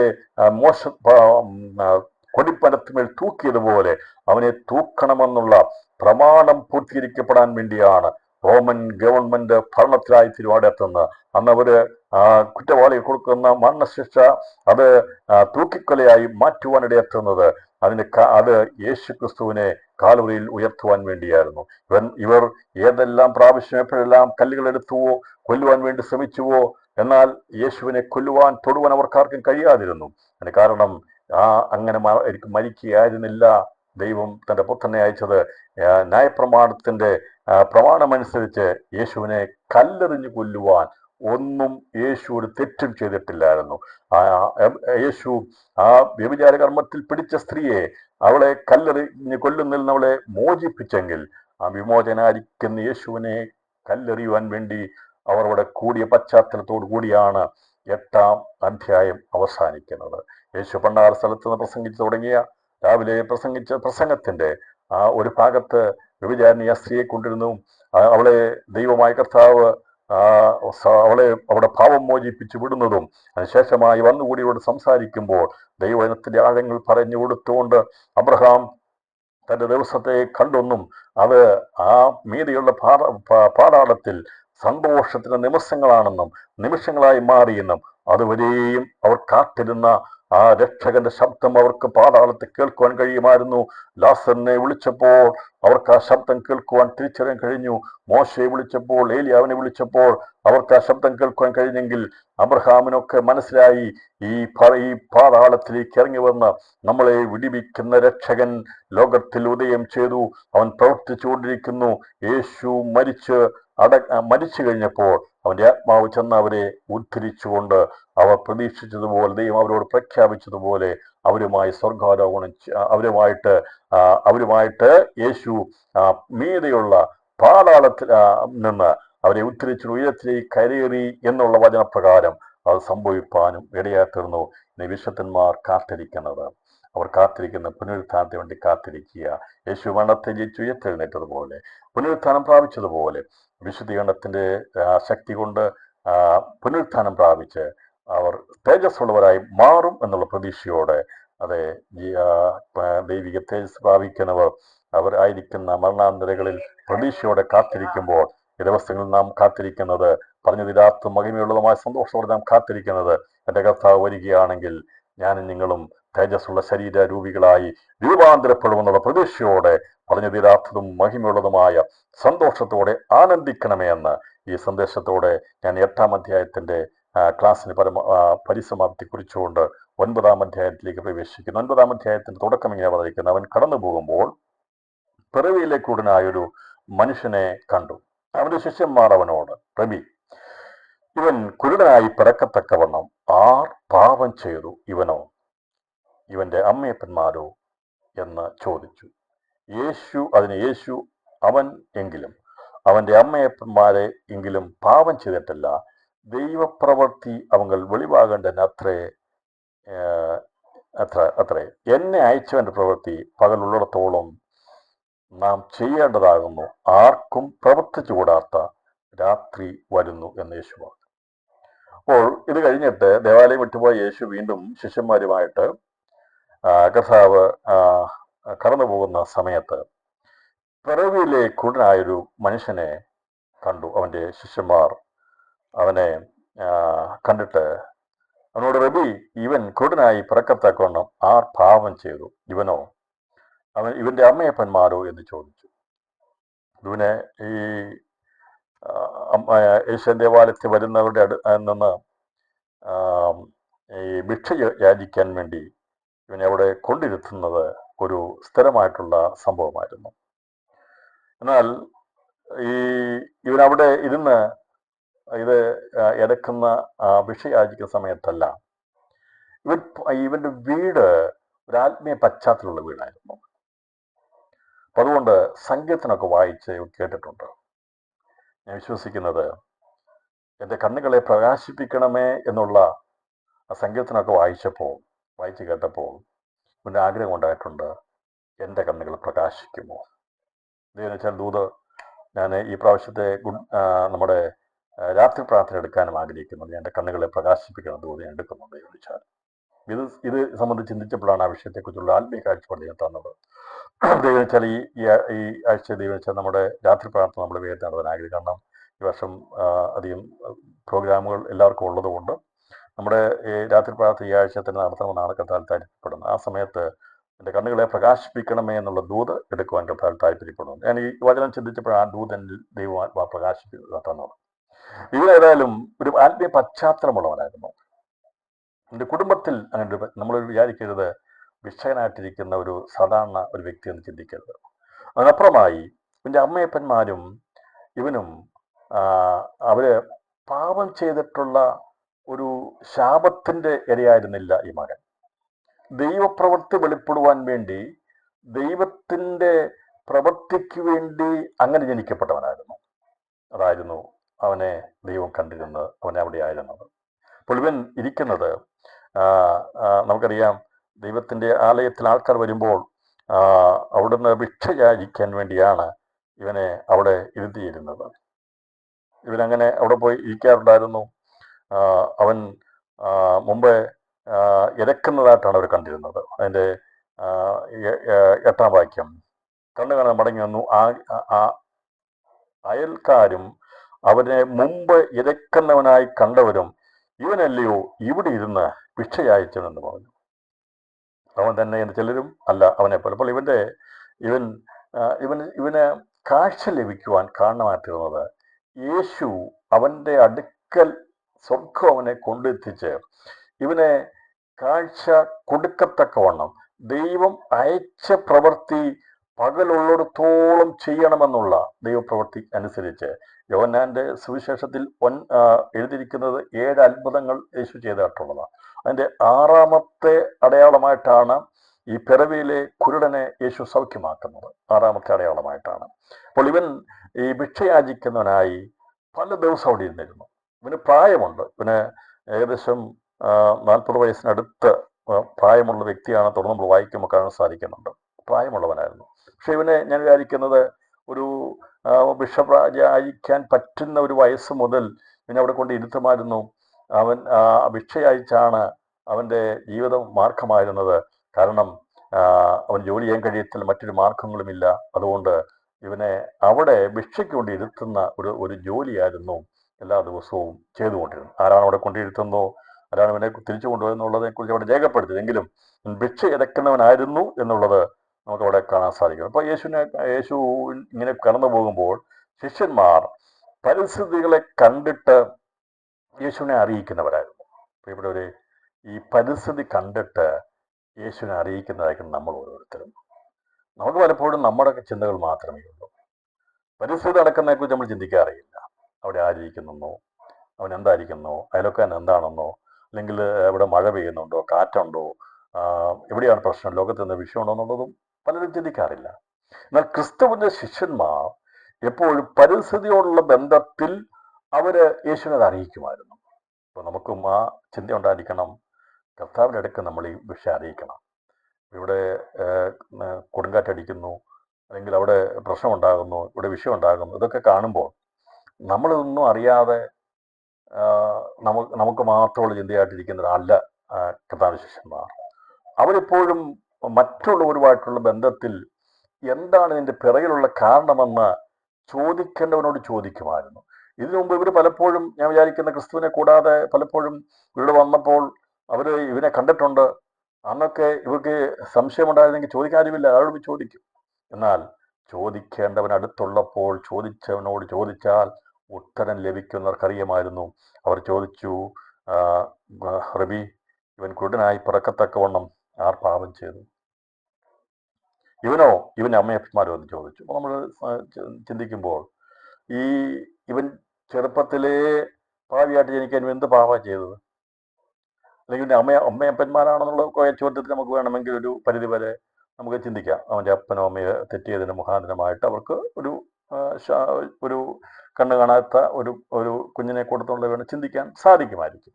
അങ്ങനെ ഒരു ചിന്താഗതി യുവതിമാരുടെ ഇടയിലുണ്ടായിരുന്നു. ഇങ്ങനെ അംഗവൈകല്യമുള്ള ബലഹീനതയുള്ള കുഞ്ഞുങ്ങൾ ജനിക്കുന്നെങ്കിൽ അതിൻ്റെ പുറകിൽ എന്തോ ഒരു പാപമുണ്ടെന്നുള്ള ചിന്താഗതി അവർക്കുണ്ടായിരുന്നു. പക്ഷേ ദൈവം അത് മാറ്റിയെടുക്കുകയാണ് അവിടെ ചെയ്യുന്നത്. അവൻ്റെ ചിന്താഗതി വെച്ച് പുലർത്തിയിരുന്നു. അപ്പോൾ അവർ വിചാരിച്ചത് ചെറുനായി ജനിച്ചെങ്കിൽ, ഒരു അംഗവൈകല്യമുള്ള ജനിച്ചെങ്കിൽ, ഒരു അബ്നോർമാലിറ്റി ജനിച്ചെങ്കിൽ അതിൻ്റെ പുറകിൽ സാധാരണ ജനനമല്ലല്ലോ, അതിൻ്റെ പിറകിൽ ഒരു ശാപമുണ്ട്, അല്ലെങ്കിൽ ഒരു വിഷയമുണ്ടെന്നുള്ളത് അവർ ഗ്രഹിച്ചിരുന്നു.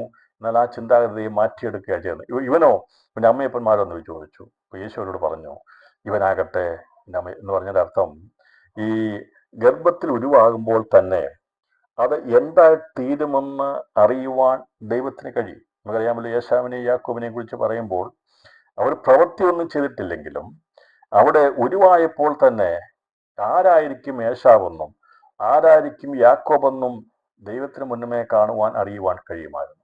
അതുകൊണ്ടാണ് ദൈവം അവിടെ വെച്ച് തന്നെ പ്രവൃത്തി ഉണ്ടാകുന്നതിന് മുമ്പായിട്ട് ദൈവം തിരഞ്ഞെടുത്തത് യാക്കോബിനെ ദൈവം സ്നേഹിച്ചു, ഏശാവിനെ ദൈവം ദേഷിച്ചു എന്നാണ് പറഞ്ഞിരിക്കുന്നത്. കാരണം ഈ ജനനത്തിങ്കിൽ തന്നെ വേർതിരിവുണ്ടാകുവാടെ അപ്പോൾ ഗർഭപാത്രത്തിൽ തന്നെ ദൈവത്തിന് മനസ്സിലാക്കിയെടുക്കുവാൻ സാധിക്കും.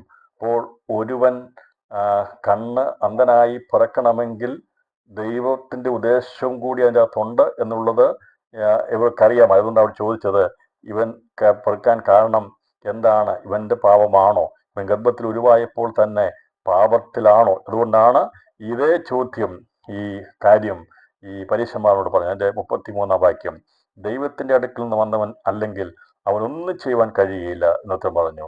അവനോട്, നീ മുഴുവനും പാപത്തിൽ പിറന്നവൻ, നീ ഞങ്ങളെ ഉപദേശിക്കുന്നു എന്ന് പറഞ്ഞ് അവനെ പുറത്താക്കി കളഞ്ഞു.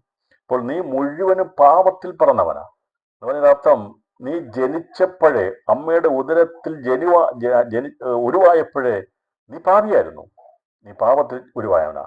ഞങ്ങൾ അങ്ങനെ ഉള്ളവരല്ല, ഞങ്ങളിൽ പാപമുണ്ട്, ഞങ്ങൾ ജനിച്ച ശേഷം ഞങ്ങൾ വളർന്നപ്പോൾ പാപം ചെയ്തു. എന്നാൽ നിന്റെ ജനനത്തിങ്കൽ തന്നെ അതാണ് പറഞ്ഞിരിക്കുന്നത്, നീ മുഴുവനും പാപത്തിൽ പിറന്നവൻ. നീ ജനിച്ച സമയത്ത് തന്നെ, അമ്മയുടെ ഉദരത്തിൽ ഉരുവായപ്പോൾ തന്നെ നീ പാപിയായിരുന്നുവെന്ന് ദൈവം നിന്നെ കണ്ടതാ, പിന്നെയാണോ നീ ഞങ്ങളെ ഉപദേശിക്കുമെന്ന് ചോദിച്ചത്. അതുകൊണ്ടാണ് ഇവനോ അവൻ്റെ അമ്മയപ്പന്മാരോ എന്നൊരു ചോദ്യമുണ്ട്. കർത്താവ് പറഞ്ഞു, ഇവനാകട്ടെ ഇവൻ്റെ അമ്മയപ്പന്മാരാകട്ടെ പാപം ചെയ്തിട്ടല്ല.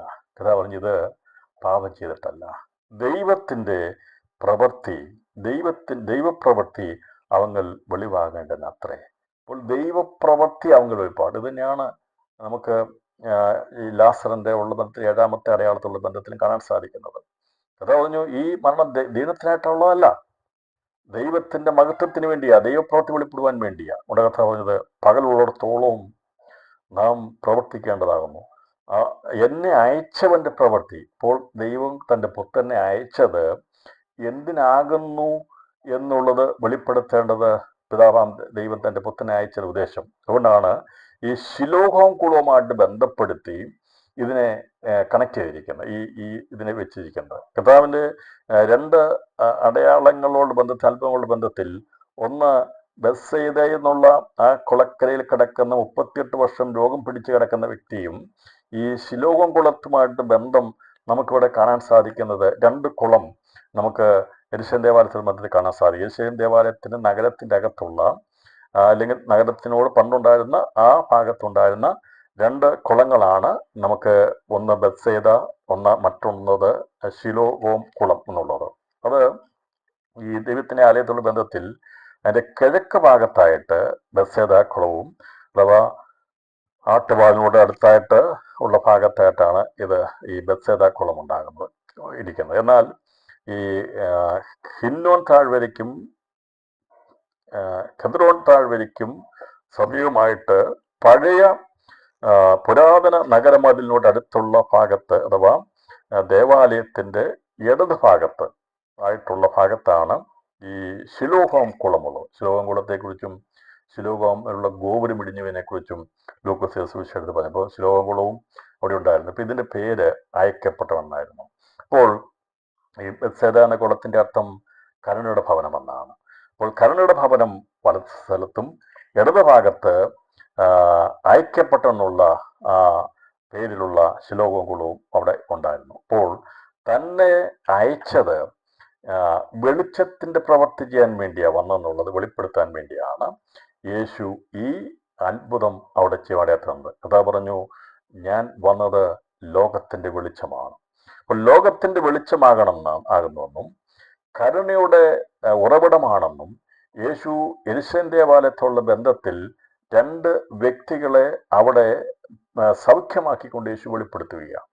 ഇത് വെളിപ്പെടുത്തുമ്പോൾ തന്നെ ഇവിടെ ഈ യെരുശലേമിൽ ഉള്ള യഹൂദന്മാരായിരിക്കുന്ന പരീശ വംശത്തിന്റെയും കപട വിശ്വാസികളായിരിക്കുന്നവരുടെയും അവർ പിടിച്ചു വെച്ചിരിക്കുന്ന ശബത്തിനെ, അതിനെ ലംഘിക്കണം എന്നുകൂടി ദൈവം ഉദ്ദേശിച്ചിരുന്നു. അതുകൊണ്ടാണ് ഈ 2 സന്ദർഭങ്ങളിലും കാണാൻ സാധിക്കുന്നത് യേശു ശബത്തിൽ ഇത് ചെയ്തത്. അപ്പൊ അവിടെ ഈ 38 വർഷം കിടന്ന വ്യക്തി പക്ഷപാതം പിടിച്ചവനായിരുന്നില്ല. നമ്മളൊക്കെ പലപ്പോഴും ചിന്തിക്കുന്ന, അവൻ 38 വർഷം കിടന്നുകൊണ്ട് പക്ഷപാതം പിടിച്ചവനായിരുന്നില്ല, അവൻ രോഗം പിടിച്ച് കിടന്നേ പറഞ്ഞിട്ടുള്ളൂ. പക്ഷപാതക്കാരനെ എടുത്തോട് പറയണം. എന്നാൽ ഇവിടെ 38 വർഷമായിട്ട് ഒരിക്കലും അവൻ തളർവാദ രോഗിയാണെന്നും ആരും ചിന്തിക്കരുത്. നമ്മൾ അങ്ങനെയൊക്കെ ചിന്തിച്ചിട്ടൊക്കെ കേട്ടിട്ടുണ്ട്, പറഞ്ഞു തുറന്നൊക്കെ പോകുന്നു. പക്ഷെ ഞാനത് വചനം ഒന്നുകൂടെ വായിച്ചപ്പോൾ മനസ്സിലായി, 38 സംവത്സരമായിട്ട് രോഗിയെ കിടപ്പിലായിരുന്നേ ഉള്ളൂ. എൻ്റെ അർത്ഥം സ്ഥിരമായിട്ട് കിടക്കുന്ന വ്യക്തിയായിരുന്നില്ല. എന്തെല്ലാം രോഗം കൊണ്ട് കിടക്കാൻ പറ്റും? വയറുവേദനയായിരിക്കാം, എന്തെങ്കിലുമായിട്ട്. ഞാൻ പറഞ്ഞത്, അവൻ ഒരിക്കലും തളർവാദം പിടിച്ച് കിടക്കുകയായിരുന്നില്ല, പക്ഷപാതക്കാരനായിരുന്നില്ല അവൻ. അവിടെ 5-ാം അധ്യായം വായിക്കുമ്പോൾ കാണാൻ സാധിക്കുന്നത് തളർവാദം പിടിച്ച് കിടന്നവനായിരുന്നു അവിടെ പറഞ്ഞിട്ടില്ല. അങ്ങനെയായിരുന്നു അവൻ ഒറ്റയ്ക്ക് പോകാൻ പറ്റത്തില്ലായിരുന്നു, ഇറങ്ങാൻ പറ്റത്തില്ലായിരുന്നു, അങ്ങനെ അവനെ അവിടെ കിടക്കാൻ പറ്റത്തില്ല. പക്ഷെ അതുകൊണ്ട് വചനം നമ്മൾ ശ്രദ്ധയോടെ വായിക്കുമ്പോൾ ഇവിടെ കാണാൻ സാധിക്കുന്നത് ഉണ്ടാകും 38 ആണ്ട് രോഗം പിടിച്ച് കിടന്ന ഒരു മനുഷ്യനുണ്ട് അവിടെ ഉണ്ടായിരുന്നു. അപ്പോൾ ഈ 38 വർഷമുള്ള ഒരു രോഗം അവനുണ്ടായിരുന്നു. അത് കിടപ്പ് രോഗിയാണെന്ന് വെച്ചാൽ അവനോട് കിടക്കാം, പക്ഷെ അവന് കൈകാലിൽ ചലിക്കുന്ന ഇറങ്ങണം. പക്ഷെ അവനൊരിക്കലും പക്ഷപാതം പിടിച്ച് തളവാദം പിടിച്ച് കിടക്കാം. അങ്ങനെയായിരുന്നെങ്കിൽ അവനെ കിടക്കത്തില്ലായിരുന്നു, അവനെ കിടത്തിട്ട് കാര്യമില്ലല്ലോ. ഇവന് തന്നെ എഴുന്നേറ്റ് ഇവന്റെ കാര്യങ്ങളൊക്കെ ചെയ്യാനുള്ള സാഹചര്യമൊക്കെ ഉള്ളവനായിരുന്നവൻ. പക്ഷേ അവന് രോഗസൗഖ്യത്തിന് വേണ്ടി കാത്തിരുന്നു. അവന് ലഭിക്കാതെ 38 വർഷം അവിടെ കിടക്കാനിടത്തി വന്നു. എന്നാൽ കരുണയുടെ ദൈവത്തിന്റെ സാന്നിധ്യം വന്നപ്പോൾ അവനെ സൗഖ്യമാക്കി. അവൻ കിടക്കെടുത്ത് നടക്കാനിടയത്ത് നടന്നത് ശബത്തിലായിരുന്നു. അത് മുഖാന്തരമായിട്ട് യേശുവിനെതിരെ അവരെല്ലാം കൊല്ലുവാൻ വേണ്ടി പിന്നെയും ആലോചിക്കുന്നതിനെ കണ്ടു. പക്ഷേ കർത്താവ് ഒരിക്കലും അയച്ചവന്റെ പ്രവൃത്തി ചെയ്തിട്ട് ഭയപ്പെടുന്നവനല്ല. അവൻ എന്തിനു വേണ്ടി പിതാവാം ദൈവം അയച്ചുവോ ലോകത്തിന്റെ വെളിച്ചമായി വന്നുവോ, അവൻ വെളിച്ചം കൊടുക്കുന്നവനാണ്, സൗഖ്യമാക്കുന്നവനാണ്, ഏത് രോഗത്തെ സൗഖ്യമാക്കുവാൻ കഴിവുള്ളവനാണെന്ന കർത്താവ് തന്റെ പ്രവൃത്തിയോടെ വെളിപ്പെടുത്തുകയും ശുദ്ധമാകുന്ന ശബത്ത് ലംഘിക്കുകയല്ല ചെയ്തത്. ശബത്തിന് പിമ്പിൽ മറിഞ്ഞിരുന്ന ശുദ്ധീകരണം എന്താണെന്ന് ഇസ്രായേൽ ജനത്തെ പഠിപ്പിക്കാൻ വേണ്ടിയാണ് യേശു അപ്രകാരം ചെയ്തത്. അല്ലെങ്കിൽ യേശുവിന് ഇവിടുത്തെ ഈ അത്ഭുതം നമ്മൾ ചിന്തിക്കുമ്പോൾ നമുക്കാണ് സാധിക്കുന്നത്, യേശു ലോകത്തിൽ ഇരിക്കുമ്പോൾ ലോകത്തിന്റെ വെളിച്ചമാകുന്നു എന്ന് ഉത്തരം പറഞ്ഞു. ഇങ്ങനെ പറഞ്ഞിട്ട് അവൻ നിലത്ത് തുപ്പി. അപ്പൊ ഇവിടെ കഥ പറഞ്ഞു, ഞാൻ വെളിച്ചമാണ്, ഞാൻ ലോകത്തിന് വെളിച്ചമാണെന്ന് പറയുക മാത്രമല്ല, ഇവിടെ കാഴ്ചയില്ലാത്ത ഇവന് കാഴ്ച കൊടുക്കുവാൻ വേണ്ടിയാ ഞാൻ വന്നിരിക്കുന്നത്. അപ്പോൾ അതേക്കുറിച്ച് കഥ പറഞ്ഞു, ഞാൻ ലോകത്തിന്റെ വെളിച്ചമാണ്. ലോകത്തിന്റെ വെളിച്ചമായിരിക്കുന്ന ക്രിസ്തു അന്ധനായിരിക്കുന്ന ഈ പറവിലെ കുടനായി ഇതുവരെയും വെളിച്ചം കാണാതെ, സൂര്യനെയോ ചന്ദ്രനെയോ നക്ഷത്രങ്ങളോ മനുഷ്യനൊന്നും കാണാതെ പിറവിയിൽ തന്നെ അന്ധത പിടിച്ച്, അന്ധത മാത്രം മുമ്പിലുണ്ടായി, ശബ്ദം മാത്രം തിരിച്ചറിവുണ്ടായി, ദൈവവചനം വായിച്ച് ന്യായപ്രമാണത്തിൻ്റെയും സങ്കീർത്തങ്ങളുടെയും പുസ്തകങ്ങളൊക്കെ വായിക്കുമ്പോൾ പ്രതീക്ഷയോടുകൂടി അവൻ പലപ്പോഴും ആഗ്രഹിച്ചിട്ടുണ്ട്, ഓ എൻ്റെ കണ്ണുകളൊന്ന് പ്രകാശിതമായിരുന്നെങ്കിൽ. അവൻ ഇവനിവിടെ ഇറക്കുവാനിരിക്കുമ്പോഴും അവൻ്റെ ഉള്ളിൽ ദൈവത്തിൻ്റെ ദൈവവചനം കേട്ടത് അവൻ വിശ്വാസത്തോടെ ഞാൻ വിശ്വസിക്കുന്നത് ഉരുവിട്ടുകൊണ്ടിരിക്കുന്നവനായിരുന്നു. ദൈവം അവൻ്റെ അടുത്ത് ചെന്ന് കഴിഞ്ഞപ്പോൾ കർത്താവിൻ്റെ അടുത്ത് ചെന്നിട്ട് ഇവൻ ചോദിച്ചില്ല, യേശുവോട് ചോദിച്ചിട്ട് സൗഖ്യമാക്കാനെന്ന് പറഞ്ഞില്ല. പക്ഷെ ഇവൻ യേശു അവിടെ ചെന്നപ്പോൾ തന്നെ ലോകത്തിന്റെ വെളിച്ചമായിരിക്കുന്ന ക്രിസ്തു അവൻ്റെ അടുക്കൽ എത്തിയിട്ട് ശിഷ്യന്മാർ അവനെ കാണിച്ചു കൊടുത്തിട്ട്, അപ്പൊ ഇവൻ എന്താ ഇങ്ങനെ ഇരിക്കുന്നത് എന്ന് ചോദിച്ചപ്പോൾ ദൈവം പറഞ്ഞു, ഇതിനു വേണ്ടിയാ ഞാനിവിടെ വന്നിരിക്കുന്നത്. എന്നെ അയച്ചവന്റെ പ്രവൃത്തി തികയ്ക്കണം, പകലുള്ളിടത്തോളം നാം അത് ചെയ്യണം. അപ്പോൾ ദൈവം അയച്ചിട്ട് ഒരുവൻ വന്നു എന്ന്, ദൈവം അയച്ച പിതാവാം ദൈവം തന്റെ പുത്രനെ ഭൂമിയിലേക്ക് അയച്ചത് ലോകത്തിന് കഷ്ടം സഹിക്കുന്നവരെ വിടിവിക്കാൻ വേണ്ടി, കുരുടന്മാർക്ക് കാഴ്ച കൊടുക്കുവാൻ, ബന്ധിതർക്ക് അവർക്ക് കേൾവി കൊടുക്കുവാൻ, കുനിഞ്ഞിരിക്കുന്നവരെ നൂർത്തുവാൻ, ഭൂതങ്ങളിൽ നിന്നുള്ളവരെ വിടിവിക്കുവാൻ, ബദ്ധന്മാരെ അഴിച്ചു, അങ്ങനെ ഏതെല്ലാം പഴയ പ്രവചനങ്ങളുണ്ടോ ആ പ്രവചനങ്ങളെല്ലാം ക്രിസ്തു മുഖാന്തരം നിവൃത്തീകരിക്കപ്പെടുവാൻ വേണ്ടിയാണ് യേശു വന്നെന്നുള്ളത് ഓരോന്നും അതതിൻ്റെ സമയത്ത് വെളിപ്പെടുത്തി കൊടുക്കുക. എന്നാൽ ഇവിടെ വ്യത്യസ്തമായിരിക്കുന്ന ഒരു ശുശ്രൂഷയാണ് യേശു ചെയ്തത്. ഇവിടെ നമുക്ക് കാണാൻ സാധിക്കുന്നത്, എന്നിട്ട് അവൻ നിലത്ത് തുപ്പി, യേശു ഇത് പറഞ്ഞിട്ട് നിലത്ത് തുപ്പി, തുപ്പൽ കൊണ്ട് ചേറുണ്ടാക്കി, ചേറ് അവന്റെ കണ്ണിന്മേൽ പൂശി, നീ ചെന്ന് ശിലോഹോം കുളത്തിൽ കഴുകുക എന്ന് അവനോട് പറഞ്ഞു. ശിലോഹോം എന്നതിന് അയക്കപ്പെട്ടവൻ എന്നർത്ഥം.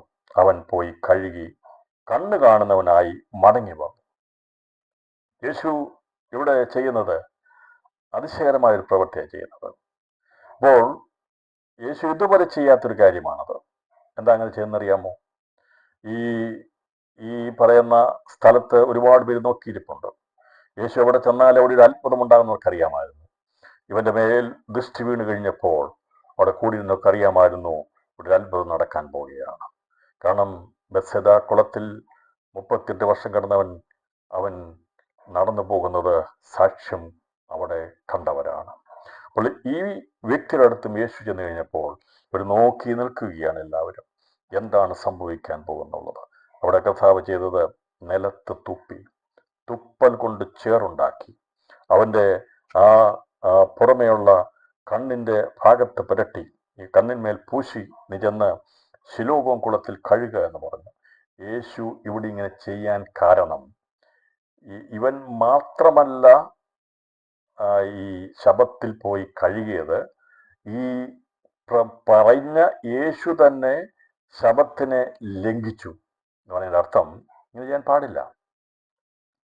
അത് ചെയ്താൽ അങ്ങനെ ചെയ്യാൻ പാടില്ല. അത് എങ്ങനെ നിലത്ത് തുപ്പൽ കൊണ്ട് ചേറുണ്ടാക്കി ആ ചേറ് കണ്ണിന്മേൽ പൂശുക എന്ന് പറഞ്ഞാൽ ശബത്ത് ചെയ്യാൻ കഴിയാത്ത കാര്യമാണ്. അത് വ്യവസ്ഥയല്ല, ചെയ്യാൻ പറ്റത്തില്ല. പക്ഷേ കർത്താവിന് മുമ്പ് ചോദിച്ചിരുന്നു, നിങ്ങൾ ഒരുവന്റെ ആടോ കഴുതിയോ ഒരു കുഴിയിൽ വീണാൽ നിങ്ങളതിനെ എടുത്ത് രക്ഷിക്കുകയില്ലേ? അപ്പോൾ അത് ചെയ്തതിന് കുഴപ്പമൊന്നുമില്ലേ എന്ന് കർത്താവ് ചോദിച്ചിരുന്നു. അപ്പോൾ ഇവിടെ പിറവിയിലെ കുടനായിരിക്കുന്നവന്റെ ബലഹീനത, അവന്റെ പുറമെയുള്ള കണ്ണ് തെളിയാതിരുന്നത്, അല്ലെങ്കിൽ അവന് കാഴ്ച ലഭിക്കാതിരുന്നതിൻ്റെ പുറകിൽ ദൈവം അവനെ സൗഖ്യമാക്കുവാൻ പ്ലാൻ ചെയ്തപ്പോൾ അവന്റെ ബലഹീനത മാറുവാൻ വേണ്ടി യേശു ഒരു പ്രവൃത്തി ചെയ്യുവാൻ ഇടയാത്തീർന്നു. തന്നെ അയച്ചവന്റെ പ്രവൃത്തിയോടെ വെളിപ്പെടുത്തുകയാണ് ചെയ്തത്.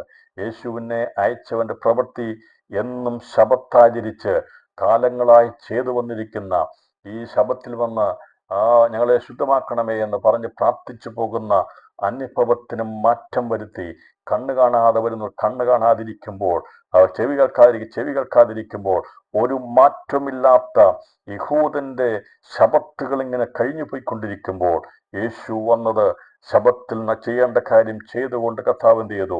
അവിടെ അവന്റെ ദൈവത്തിന്റെ പ്രവൃത്തി വെളിപ്പെടുത്തി ശബത്തിൽ മറഞ്ഞിരുന്ന ശുദ്ധീകരണം, അല്ലെങ്കിൽ അന്ന് പ്രവർത്തിക്കരുത് എന്ന് പറഞ്ഞത് എന്തിനായിരുന്നു എന്നുള്ളത് വെളിപ്പെടുത്തിക്കൊണ്ട് യേശുവിടെ പ്രവൃത്തി ചെയ്യുക ചെയ്തത്. അവിടെ തുപ്പൽ കൊണ്ട് ചേറുണ്ടാക്കി ആ ചേറെടുത്ത് കണ്ണിന്മേൽ പൂശിയപ്പോൾ യേശു അവിടെ ഒരു പ്രവൃത്തി ചെയ്തു. ഇവിടെ ചെയ്തിരിക്കുന്നത് യഹൂദന്റെ പാരമ്പര്യമനുസരിച്ചുള്ള ചില ചൊല്ലുകളും ചെയ്ത്തുകളും ചെയ്ത് മാത്രം ഇരിക്കുകയല്ല വേണ്ടത്. അതിന്റെ കാലം കഴിഞ്ഞു. രക്ഷകനായിരിക്കുന്നവൻ വന്നു. അവന്റെ തുപ്പൽ കൊണ്ട് ചേറുണ്ടാക്കി ഇവന്റെ കണ്ണിന്മേൽ പൂശിയപ്പോൾ അവിടെ നിൽക്കുന്നവർക്ക് മനസ്സിലായി യേശു ഒരു പ്രവൃത്തി ചെയ്തെന്ന്. യേശു എന്താ ചെയ്തതെന്നറിയാമോ? അവന്റെ സൃഷ്ടിയിലുണ്ടായിരുന്ന ബലഹീനതയെ മാറ്റി. മണ്ണുകൊണ്ട് ആദത്തെ സൃഷ്ടിപ്പാൻ കഴിവുള്ളവൻ, അന്ന് മണ്ണുകൊണ്ട് എങ്ങനെയാണ് ആദത്തെ പൊടി കൊണ്ട് ദൈവം സൃഷ്ടിച്ചുവോ ആ ആദത്തെ സൃഷ്ടിച്ചു ജീവനുള്ള ദേഹിയാക്കി മാറ്റിയെങ്കിൽ ഇവിടെ ഈ ഭൂമിയിലെ അതേ മണ്ണ് തന്നെ ഇവന്റെ കണ്ണ് കാഴ്ചയില്ലാത്ത സ്ഥലത്ത് യേശുവിന്റെ കരത്തിന്റെ ശക്തിയും യേശുവിന്റെ തുപ്പലിന്റെ ശക്തിയും വ്യാപരിച്ചു കഴിഞ്ഞപ്പോൾ അത് ഒരു പ്രവൃത്തിയായി അവനിൽ ചെയ്തു കഴിഞ്ഞിട്ട് പറഞ്ഞു, എന്നെ അയച്ചത് വെളിച്ചമായിട്ട് അയച്ചത്. അതുകൊണ്ട് നിന്നെ ഞാൻ ശിലോഹം എന്നൊരു കുളമുണ്ട്, അതിന്റെ അർത്ഥം അയക്കപ്പെട്ടവനെന്ന. അവിടെ നിന്നെ ഞാൻ അയക്കുകയാ. എന്തെന്നറിയാമോ? ആ കുളത്തിൽ പോയി നീ കഴുകി നീ ശുദ്ധി പ്രാപിക്കും, നിന്റെ കണ്ണ് തുറക്കപ്പെടും, നിന്നെ ഞാൻ അവിടേക്ക് അയക്കുകയാ. എൻ്റെ പിതാവ് എന്നെ അയച്ചത് അന്ധകാരത്തിരിക്കുന്നവർക്ക് പ്രകാശം കൊടുക്കുവാനാണെങ്കിൽ അതിൻ്റെ വെളിപ്പെടുത്തലിന് വേണ്ടി ശിലോഹം എന്ന കുളം കിടപ്പുണ്ട്, അതിൻ്റെ പേര് അയക്കപ്പെട്ടവനെന്ന.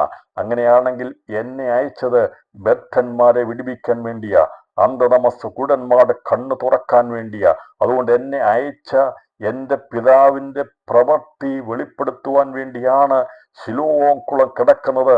അവിടേക്ക് നിന്നെ ഞാൻ അയക്കുകയാ. നൂറ്റാണ്ടുകളായി ആ കുളം കാത്തിരുന്നത് ആ പ്രവൃത്തിക്ക് വേണ്ടിയായിരുന്നു. അതുകൊണ്ടാണ് ഈ അയക്കപ്പെട്ടവനർത്ഥമുള്ള ശിലോഹം കുളത്തിലേക്ക് യേശു ഇവനെ അയക്കുവാനിടയാത്തുന്നത്. പിതാവാം ദൈവം തന്റെ പുത്രനെ ലോകത്തിലേക്ക് അയച്ചത് കൂട്ടുകണ്ണുകളായിരുന്ന, അന്ധതമസ്സുണ്ടായിരുന്ന, അന്ധതയിലായിരുന്ന, ഇരുളായിരുന്ന മനുഷ്യവർഗത്തിന് വെളിച്ചം നൽകുവാൻ വേണ്ടിയാണ്. അതിനുവേണ്ടിയാണ് അയക്കപ്പെട്ടവൻ. അതുകൊണ്ട് കർത്താവ് പറഞ്ഞത്, എന്നെ അയച്ചവന്റെ പ്രവൃത്തി പകലുള്ളിടത്തോളം ചെയ്യേണ്ടതാകുന്നു. അപ്പോൾ അന്ന് കർത്താവ് ചെയ്തത് ഇവന്റെ പുറമെയുള്ള ആ കണ്ണ് തുറന്നു കൊടുക്കുകയാണ് ചെയ്തത്. അത് തുറന്നു കൊടുക്കുവാൻ ദൈവം കൃപ ചെയ്തു. ഞാനിന്ന് ദീർഘമായതിലേക്ക് പോകാൻ ആഗ്രഹിക്കുന്നില്ല. ഇവൻ മടങ്ങി ഇവൻ കാഴ്ച പ്രാപിച്ചു വന്നു കഴിഞ്ഞപ്പോൾ യേശുവോടൊന്ന് മറഞ്ഞിരുന്നു. ഇവൻ പോയി കഴുകി കണ്ണ് കാണുന്നവനായി മടങ്ങി വന്നു.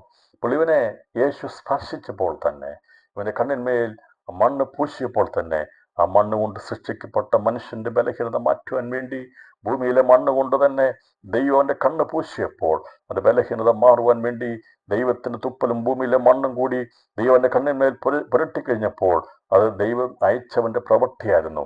ആ മനുഷ്യന്റെ ബലഹീനത മാറ്റി അവനെ കാഴ്ചയുള്ളവനാക്കി മാറ്റുവാൻ വേണ്ടി ദൈവം അത് ചെയ്തു. അവനോട് പറഞ്ഞു, നിന്നെ അയക്കുന്നത് ശിലോഹം കുളത്തില, നീ അയക്കപ്പെടുവാൻ കാരണം എന്നെ എൻ്റെ പിതാവ് അയച്ചത് ഈ പറയുന്ന അന്ധതമസ്സിരിക്കുന്നവർക്ക് വെളിച്ചം കൊടുക്കാൻ വേണ്ടിയാ. ഞാൻ ലോകത്തിന്റെ വെളിച്ചമാ, നീ പോയി കഴുകി കാഴ്ച പ്രാപിക്കുക എന്ന് പറഞ്ഞ് അവനെ അയക്കുവാനെത്തുന്നു. അവൻ അങ്ങോട്ട് പോയത് കണ്ണ് കാണാത്തവനായിട്ടാ പോയത്. എനിക്കറിയാം അവനെ ആരെങ്കിലും അവിടെ കൊണ്ടുപോയി കാണും, അല്ലെങ്കിൽ അവിടെ പരിചിതമായ സ്ഥലമാ ശിലോഹം കുളത്തിനടുത്തുള്ള സ്ഥലം, അവൻ ഇരിക്കുന്നതിനടുത്തുള്ള സ്ഥലമാ ശിലോഹം കുളം. അവനതേക്കുറിച്ച് അറിയാമായിരുന്നു. അവിടെ അവൻ എത്തുവാൻ ദൈവം അവന് കൃപ ചെയ്തു. അവനോട് പോയി അവൻ ഒരു പിറുപിറുപ്പും കൂടാതെ, ഒന്നും പറയാതെ ദൈവം പറഞ്ഞ കാര്യം അനുസരിച്ചു. പാപത്തിൽ പറഞ്ഞവനായിരുന്നെങ്കിൽ, പാപത്തിന്റെ ചിന്തയുള്ളവനായിരുന്നെങ്കിൽ ദൈവം പറഞ്ഞ അനുസരിക്കത്തില്ലായിരുന്നു. എന്നാൽ അവന്റെ കുടുംബം ദൈവഭയമുള്ളൊരു കുടുംബമായിരുന്നു. യേശു പറഞ്ഞത് അവൻ അനുസരിക്കുവാൻ കാരണമായിട്ടുള്ളത് അവനിൽ മറുതലിക്കുന്ന മത്സര സ്വഭാവമില്ലായിരുന്നു.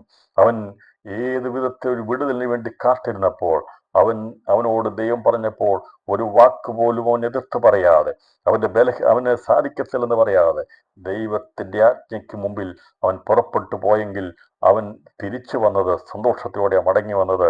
അവൻ കണ്ണ് കാണുന്നവനായി മടങ്ങി വന്നു. എന്നിട്ട് ഇവനിൽ മാറ്റം സംഭവിച്ചു കഴിഞ്ഞപ്പോൾ ഇവനവിടെ ഇരിക്കുന്നില്ല. ഇതുവരെയും കണ്ണു കാണാൻ കഴിയാതെ ചില്ലറത്തുട്ടുകൾ ഇട്ടു തരുന്നത് പെറുക്കിയെടുത്തുകൊണ്ട് അവനെയും കൊണ്ട് ആരെങ്കിലും വീട്ടിൽ പോകുമായിരുന്നു. എന്നാൽ ഇവന്റെ സ്ഥിതിക്ക് മാറ്റം വന്നു കഴിഞ്ഞപ്പോൾ അയൽക്കാരും അവനെ മുമ്പേ ഇരിക്കുന്നവരായി കണ്ടവരും അയൽക്കാരായിട്ടുള്ളവർ മറ്റുള്ളവർ ഇവനെ മുമ്പേ ഇരിക്കുന്നവരായി നല്ല പരിചിതമായിരിക്കുന്ന ഇവന്റെ മുഖം നോക്കിയപ്പോൾ ഇവന്റെ കണ്ണുകൾ പ്രകാശിക്കുന്ന കാണുവാനിടയെത്തുന്നു. ഒരു കാര്യം മനസ്സിലായി, ഉടനെ ആ വാർത്തയോടെ പരക്കുവാനെത്തുന്നു. അവർ പറയാണ്, അവനെ മുമ്പ് ഇരിക്കുന്നവനായി കണ്ടവരും ഇവനല്ലയോ ഇവിടെ ഇരുന്ന് ഭിക്ഷയായിച്ചവനെന്ന് പറഞ്ഞു. അതെ, ദൈവത്തിന്റെ സാന്നിധ്യം വന്നു കഴിഞ്ഞാൽ, ദൈവത്തിന്റെ കരം നമ്മുടെ മേൽ ചലിക്കപ്പെട്ടു കഴിഞ്ഞാൽ അത് സ്ഥിതികൾക്ക് മാറ്റം വരുത്തും. ഇന്ന് വരെ കാണാതിരിക്കുന്ന, ഇന്ന് വരെ അന്ധതമസിലായിരിക്കുന്ന ഏതു വ്യക്തിയുടെ സ്ഥിതിക്കും മാറ്റം വരുത്തി മറ്റുള്ളവരിൽ അതിശയവിഷയമാക്കി തീർക്കുവാൻ, കാഴ്ചയുള്ളവനാക്കി തീർക്കുവാൻ, അഭിവൃദ്ധിയുള്ളവനാക്കി തീർക്കുവാൻ, അതെ ദൈവത്തിന് മഹത്വം കൊടുക്കുന്ന പ്രവൃത്തിക്ക് കാരണമാക്കി തീർക്കുവാൻ ദൈവത്തിന്റെ സാന്നിധ്യത്തിന് കഴിയും എന്നുള്ളത് ഈ വ്യക്തിയുടെ ജീവിതത്തിൽ ദൈവം ചെയ്ത മുഖാന്തരമായി മനസ്സിൽ പറയുക. ഇവനൊരു മാറ്റം സംഭവിച്ചല്ലോ. നമ്മൾ വിചാരിച്ചത് ഇവൻ എന്നും ഇങ്ങനെ ഇരിക്കുമെന്ന, എല്ലാവരുടെയും അവരുടെ വിചാരം ഏതായിരുന്നു?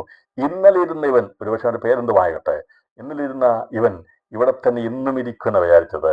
നാളെയും ഇവൻ ഇവിടെ ഇരിക്കും. ഇവന്റെ മരണം വരെ, ഇവനെ കൊണ്ട് ഇരുത്തുന്ന ദിവസം വരെ ഇവനൊരു മാറ്റമുണ്ടാകുകയില്ല എന്നാണ് അയൽക്കാരും മറ്റുള്ളവരും വിചാരിച്ചിരുന്നത്. അവന്റെ മാതാപിതാക്കൾ വിചാരിച്ചതായിരുന്നു. എന്നാൽ ദൈവം സന്ദർശിച്ചപ്പോൾ സ്ഥിതികൾക്ക് മാറ്റമുണ്ടായി. നൂറ്റാണ്ടുകളായി, വർഷങ്ങളായി പലരുടെയും ചിന്താമണ്ഡലത്തിലുള്ള നിനക്കൊരു മാറ്റം വരികയില്ല, നിന്റെ ജീവിതത്തിന്റെ തലമുറയ്ക്ക് മാറ്റം വരികയില്ലെന്ന് വിധിയെഴുതിയ വിധിയെഴുത്തുകളെ ഇന്നു രാത്രി ദൈവത്തിന്റെ സാന്നിധ്യ മുഖാന്തരമായി, ദൈവത്തിന്റെ സന്ദർശന മുഖാന്തരമായി അതിന് മാറ്റമുണ്ടാകുമെന്ന് ഞാൻ ആത്മാവിൽ ദൂതറിയിക്കുകയാണ്. അതെ, ദൈവ സന്ദർശനം വരുമ്പോൾ, അത് ദൈവത്തിന്റെ പ്രവൃത്തിയായി വെളിപ്പെട്ട് കഴിയുമ്പോൾ, ദൈവത്തിന്റെ കരം ചലിച്ചു കഴിഞ്ഞാൽ അവിടെ സംഭവിക്കേണ്ടത് സംഭവിക്കും. അത് വലിയൊരു മാറ്റമായി തീരും, അതൊരു വലിയ വിഷയമായി തീരും. അങ്ങനെ ഒരു സംസാരമുണ്ട്. അവർ പറയാ, എന്തൊരു വ്യത്യസ്തതയാണുള്ളത്, ഇവനല്ലയോ ഇവിടെ നിന്ന് ഭിക്ഷയാചിച്ചവനെന്ന് അവന്റെ അയൽക്കാർ പറഞ്ഞു. ദൈവത്തിന്റെ സാന്നിധ്യമുണ്ടായ, ദൈവത്തിന്റെ കൃപ അനുഭവിപ്പാൻ കഴിഞ്ഞു കഴിഞ്ഞാൽ, ദൈവപുത്രന്റെ സാന്നിധ്യം വന്നു കഴിഞ്ഞാൽ, അവൻ നമ്മളെ സന്ദർശിച്ചാൽ നമ്മുടെ സ്ഥിതിക്ക് മാറ്റം വരും. இந்த രാത്രി സ്ഥിതിക്ക് മാറ്റം വരുത്തുന്ന ദൈവത്തിനായി സ്തോത്രം ചെയ്യാം. അവന്റെ വചനം നമ്മുടെ സമീപം വ്യാപരിച്ചുകൊണ്ടിരിക്കുക, കുടുംബത്തിനകത്ത് വ്യാപരിക്കുക, തലമുറകളിൽ വ്യാപരിക്കുക. വർഷങ്ങളായി മാറ്റം വരികയില്ലെന്ന് വിധി എഴുതിയിരിക്കുന്ന ചില വിധികളെ മാറ്റി എഴുതി ദൈവാത്മാ പ്രവർത്തിക്കുന്ന രാത്രിയാക്കുന്ന മാറ്റുന്നതിനായി ഞാൻ ദൈവത്തിന് സ്തോത്രം ചെയ്യുന്നു. അന്ന് അവന്റെ കണ്ണ് തുറന്നു കഴിഞ്ഞപ്പോൾ ഇവരെല്ലാം പറയാം, മറ്റൊരു ചിലരും പറഞ്ഞു, ചില പറഞ്ഞു അല്ലല്ല, അവൻ അങ്ങനെ ഒരിക്കലും കണ്ണൊന്നും കാഴ്ചവിട്ട് ഇവനെ പോലെ ഒരുത്തനാ. അവർക്ക് സംശയമുണ്ടായി. അപ്പൊ ഇങ്ങനെ അവിടെ ഒരു സംശയ വിഷയമായി, തർക്ക വിഷയമായി മാറി. ഇവർ പറഞ്ഞു, ഇവൻ ഈ ഇടുന്നവനായിരുന്നു, ഭിക്ഷ അയച്ചുകൊണ്ടിരുന്ന. അയൽക്കാർ പറഞ്ഞപ്പോൾ മറ്റു പറഞ്ഞല്ലല്ല, അയൽക്കാർ പറഞ്ഞു ഞങ്ങൾക്കറിയാമല്ലോ ഇവനാണെന്നേ, ഇവൻ തന്നെയാ എന്ന് പറഞ്ഞപ്പോൾ മറ്റൊരു പറഞ്ഞല്ല, ഇവനെ പോലെ തന്നെ ഇടുന്ന പറഞ്ഞു. അവൻ പറഞ്ഞു, മറ്റൊരു പറഞ്ഞു ഞാൻ തന്നെ എന്ന് അവൻ പറഞ്ഞു. ഇങ്ങനെ അവിടെ തർക്കമുണ്ടായപ്പോൾ അവൻ പറഞ്ഞു, നിങ്ങൾ തർക്കിക്കൊന്നും വേണ്ട, ഇന്നലെ വരെ നിങ്ങളിടുന്ന ചില്ലറയുടെ നാണയത്തുട്ടിന്റെ ശബ്ദം മാത്രമേ ഞാൻ കേട്ടിട്ടുള്ളൂ. ആരിട്ടെന്നോ എപ്പോഴിട്ടെന്നോ എന്തായിരുന്നു എനിക്കറിയത്തില്ല. ശബ്ദം മാത്രമേ കേട്ടു, നിങ്ങളുടെ കാലടികൾ മാത്രമേ ഞാൻ ശ്രദ്ധിച്ചിട്ടുള്ളൂ. എന്നാൽ ഒരുവൻ എൻ്റെ അടുക്കൽ വന്നു. അവൻ വന്നത് മുഖാന്തരമായി എൻ്റെ സ്ഥിതികൾക്ക് മാറ്റമുണ്ടായി. പറഞ്ഞു, ഞാൻ തന്നെയാണത് എന്ന് പറഞ്ഞു. അവനോട് നിന്റെ കണ്ണ് തുറന്നത് എങ്ങനെയെന്ന് ചോദിച്ചതിന് അവൻ, യേശു എന്ന പേരുള്ള ഒരു മനുഷ്യൻ ചേറുണ്ടാക്കി എൻ്റെ കണ്ണിൽ പൂശി. അതാണ് സാക്ഷ്യം. അത്ഭുതം നടന്നു കഴിയുമ്പോൾ ചോദ്യങ്ങൾ വരും. എങ്ങനെയാ നിനക്ക് കാഴ്ച ഉണ്ടായെന്ന് ചോദിച്ചു. ഞാൻ പറഞ്ഞു, യേശു എന്ന പേരുള്ള ഒരു മനുഷ്യൻ ചേറുണ്ടാക്കി എൻ്റെ കണ്ണിന്മേൽ പൂശി. ശിലോവാം കുളത്തിൽ ചെന്ന് കഴുകുക എന്ന് എന്നോട് പറഞ്ഞു. ഞാൻ പോയി കഴുകി കാഴ്ച പ്രാപിച്ചു എന്ന് ഉത്തരം പറഞ്ഞു. വനിതാ സംഭവിച്ചത്. ശിഷ്യന്മാർ എന്നെക്കുറിച്ച് പറഞ്ഞ് ഞാൻ കേട്ടു. കൂടെ വന്നവർ, ഇവനിങ്ങനെ ഇരിക്കുന്നത് ഇവനാണോ, ഇവൻ്റെ അമ്മപ്പന്മാരാണോ പാപം ചെയ്തെന്ന് ചോദിച്ചത് ഞാൻ കേട്ടതാ. യേശു അങ്ങനെ പറഞ്ഞു, ഇവനല്ല, എൻ്റെ അമ്മയപ്പന്മാരല്ല എന്ന് പറഞ്ഞിട്ട് യേശു ചെയ്തത്, നിലത്ത് അവൻ ചേറുണ്ടാക്കി ആ ചേറിൻ്റെ കണ്ണിന്മേൽ പൂശിയോട് പറഞ്ഞു, അയക്കപ്പെട്ട നർത്ഥമുള്ള ശിലോവാം കുളത്തിൽ പോയി കഴുകാൻ പറഞ്ഞു. രാത്രിയിലും പ്രിയപ്പെട്ടവരെ, സാക്ഷ്യം പ്രസ്താവിക്കുക, ചോദിക്കുന്നവരോട് സാക്ഷ്യം പറയുക. അവൻ കണ്ണ് തെളിച്ച് പറയുക, ഈ കണ്ണ് കാഴ്ചയുണ്ടായത് യേശു എന്നുള്ള പേരുള്ള ഒരുത്തൻ എന്നോട് പറഞ്ഞത് ചെയ്തത് കൊണ്ടാണ്. രാത്രിയിൽ എൻ്റെ ആത്മീയ മാറണമെങ്കിൽ യേശു എന്ന പേരുള്ളവൻ പറഞ്ഞിരിക്കുന്നത് ചെയ്താൽ എൻ്റെ ആത്മീയ അന്ധത മാറുവാടേ തരും.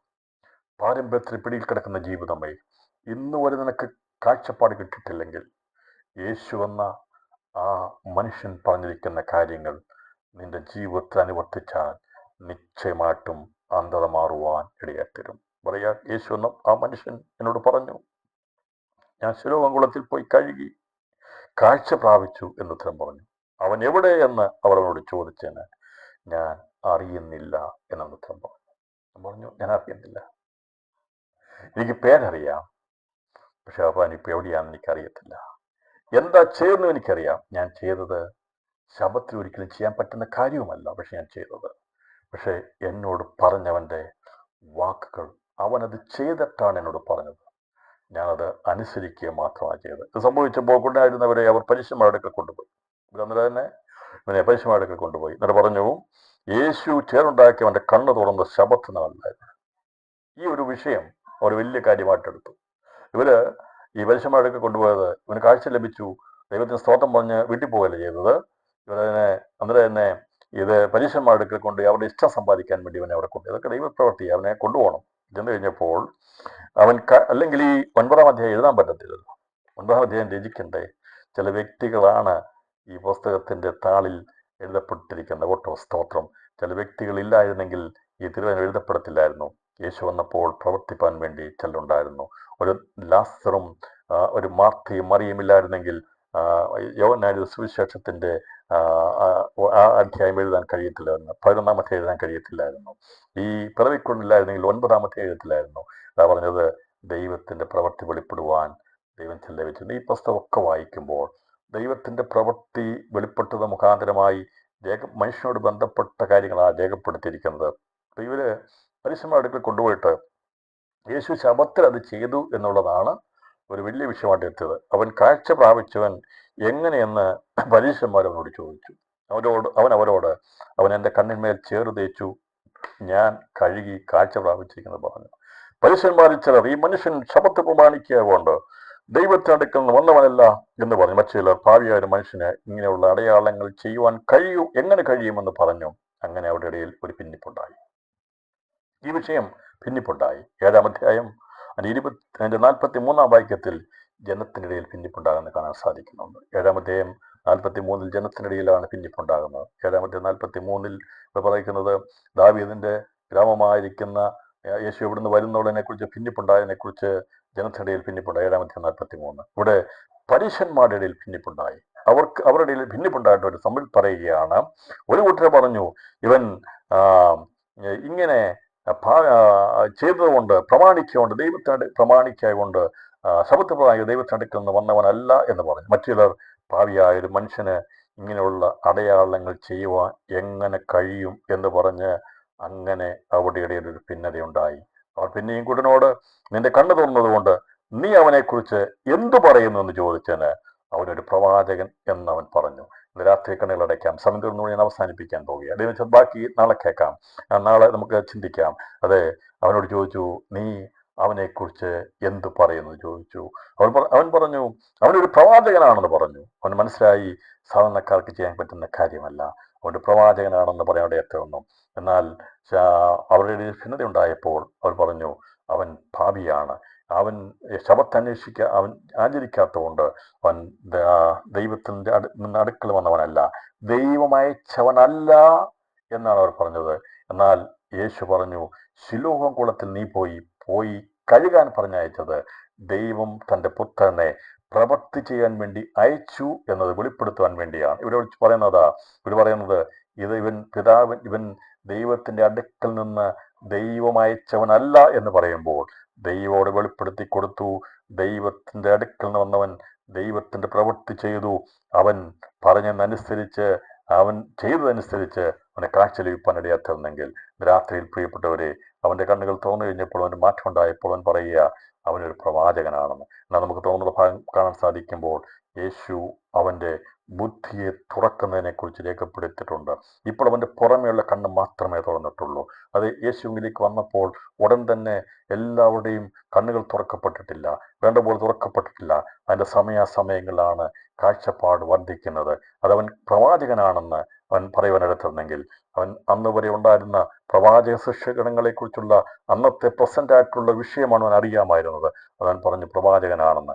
എന്നാൽ അവന് അന്ന് യഹൂദന്മാരുടെ ഇടയിൽ ചിന്തിച്ചിരുന്ന പ്രവാചക ശുശ്രൂഷയ്ക്കപ്പുറമായി യേശു എന്ന രക്ഷകനായിരിക്കുന്ന ക്രിസ്തു ആരാണെന്നുള്ള വെളിപ്പെടുത്തുവാൻ വേണ്ടി കർത്താവിന്റെ അടുക്കൽ വീണ്ടും വരുന്നതിനെ കുറിച്ച് തുറന്ന ഭാഗം രേഖപ്പെടുത്തിയിട്ടുണ്ട്.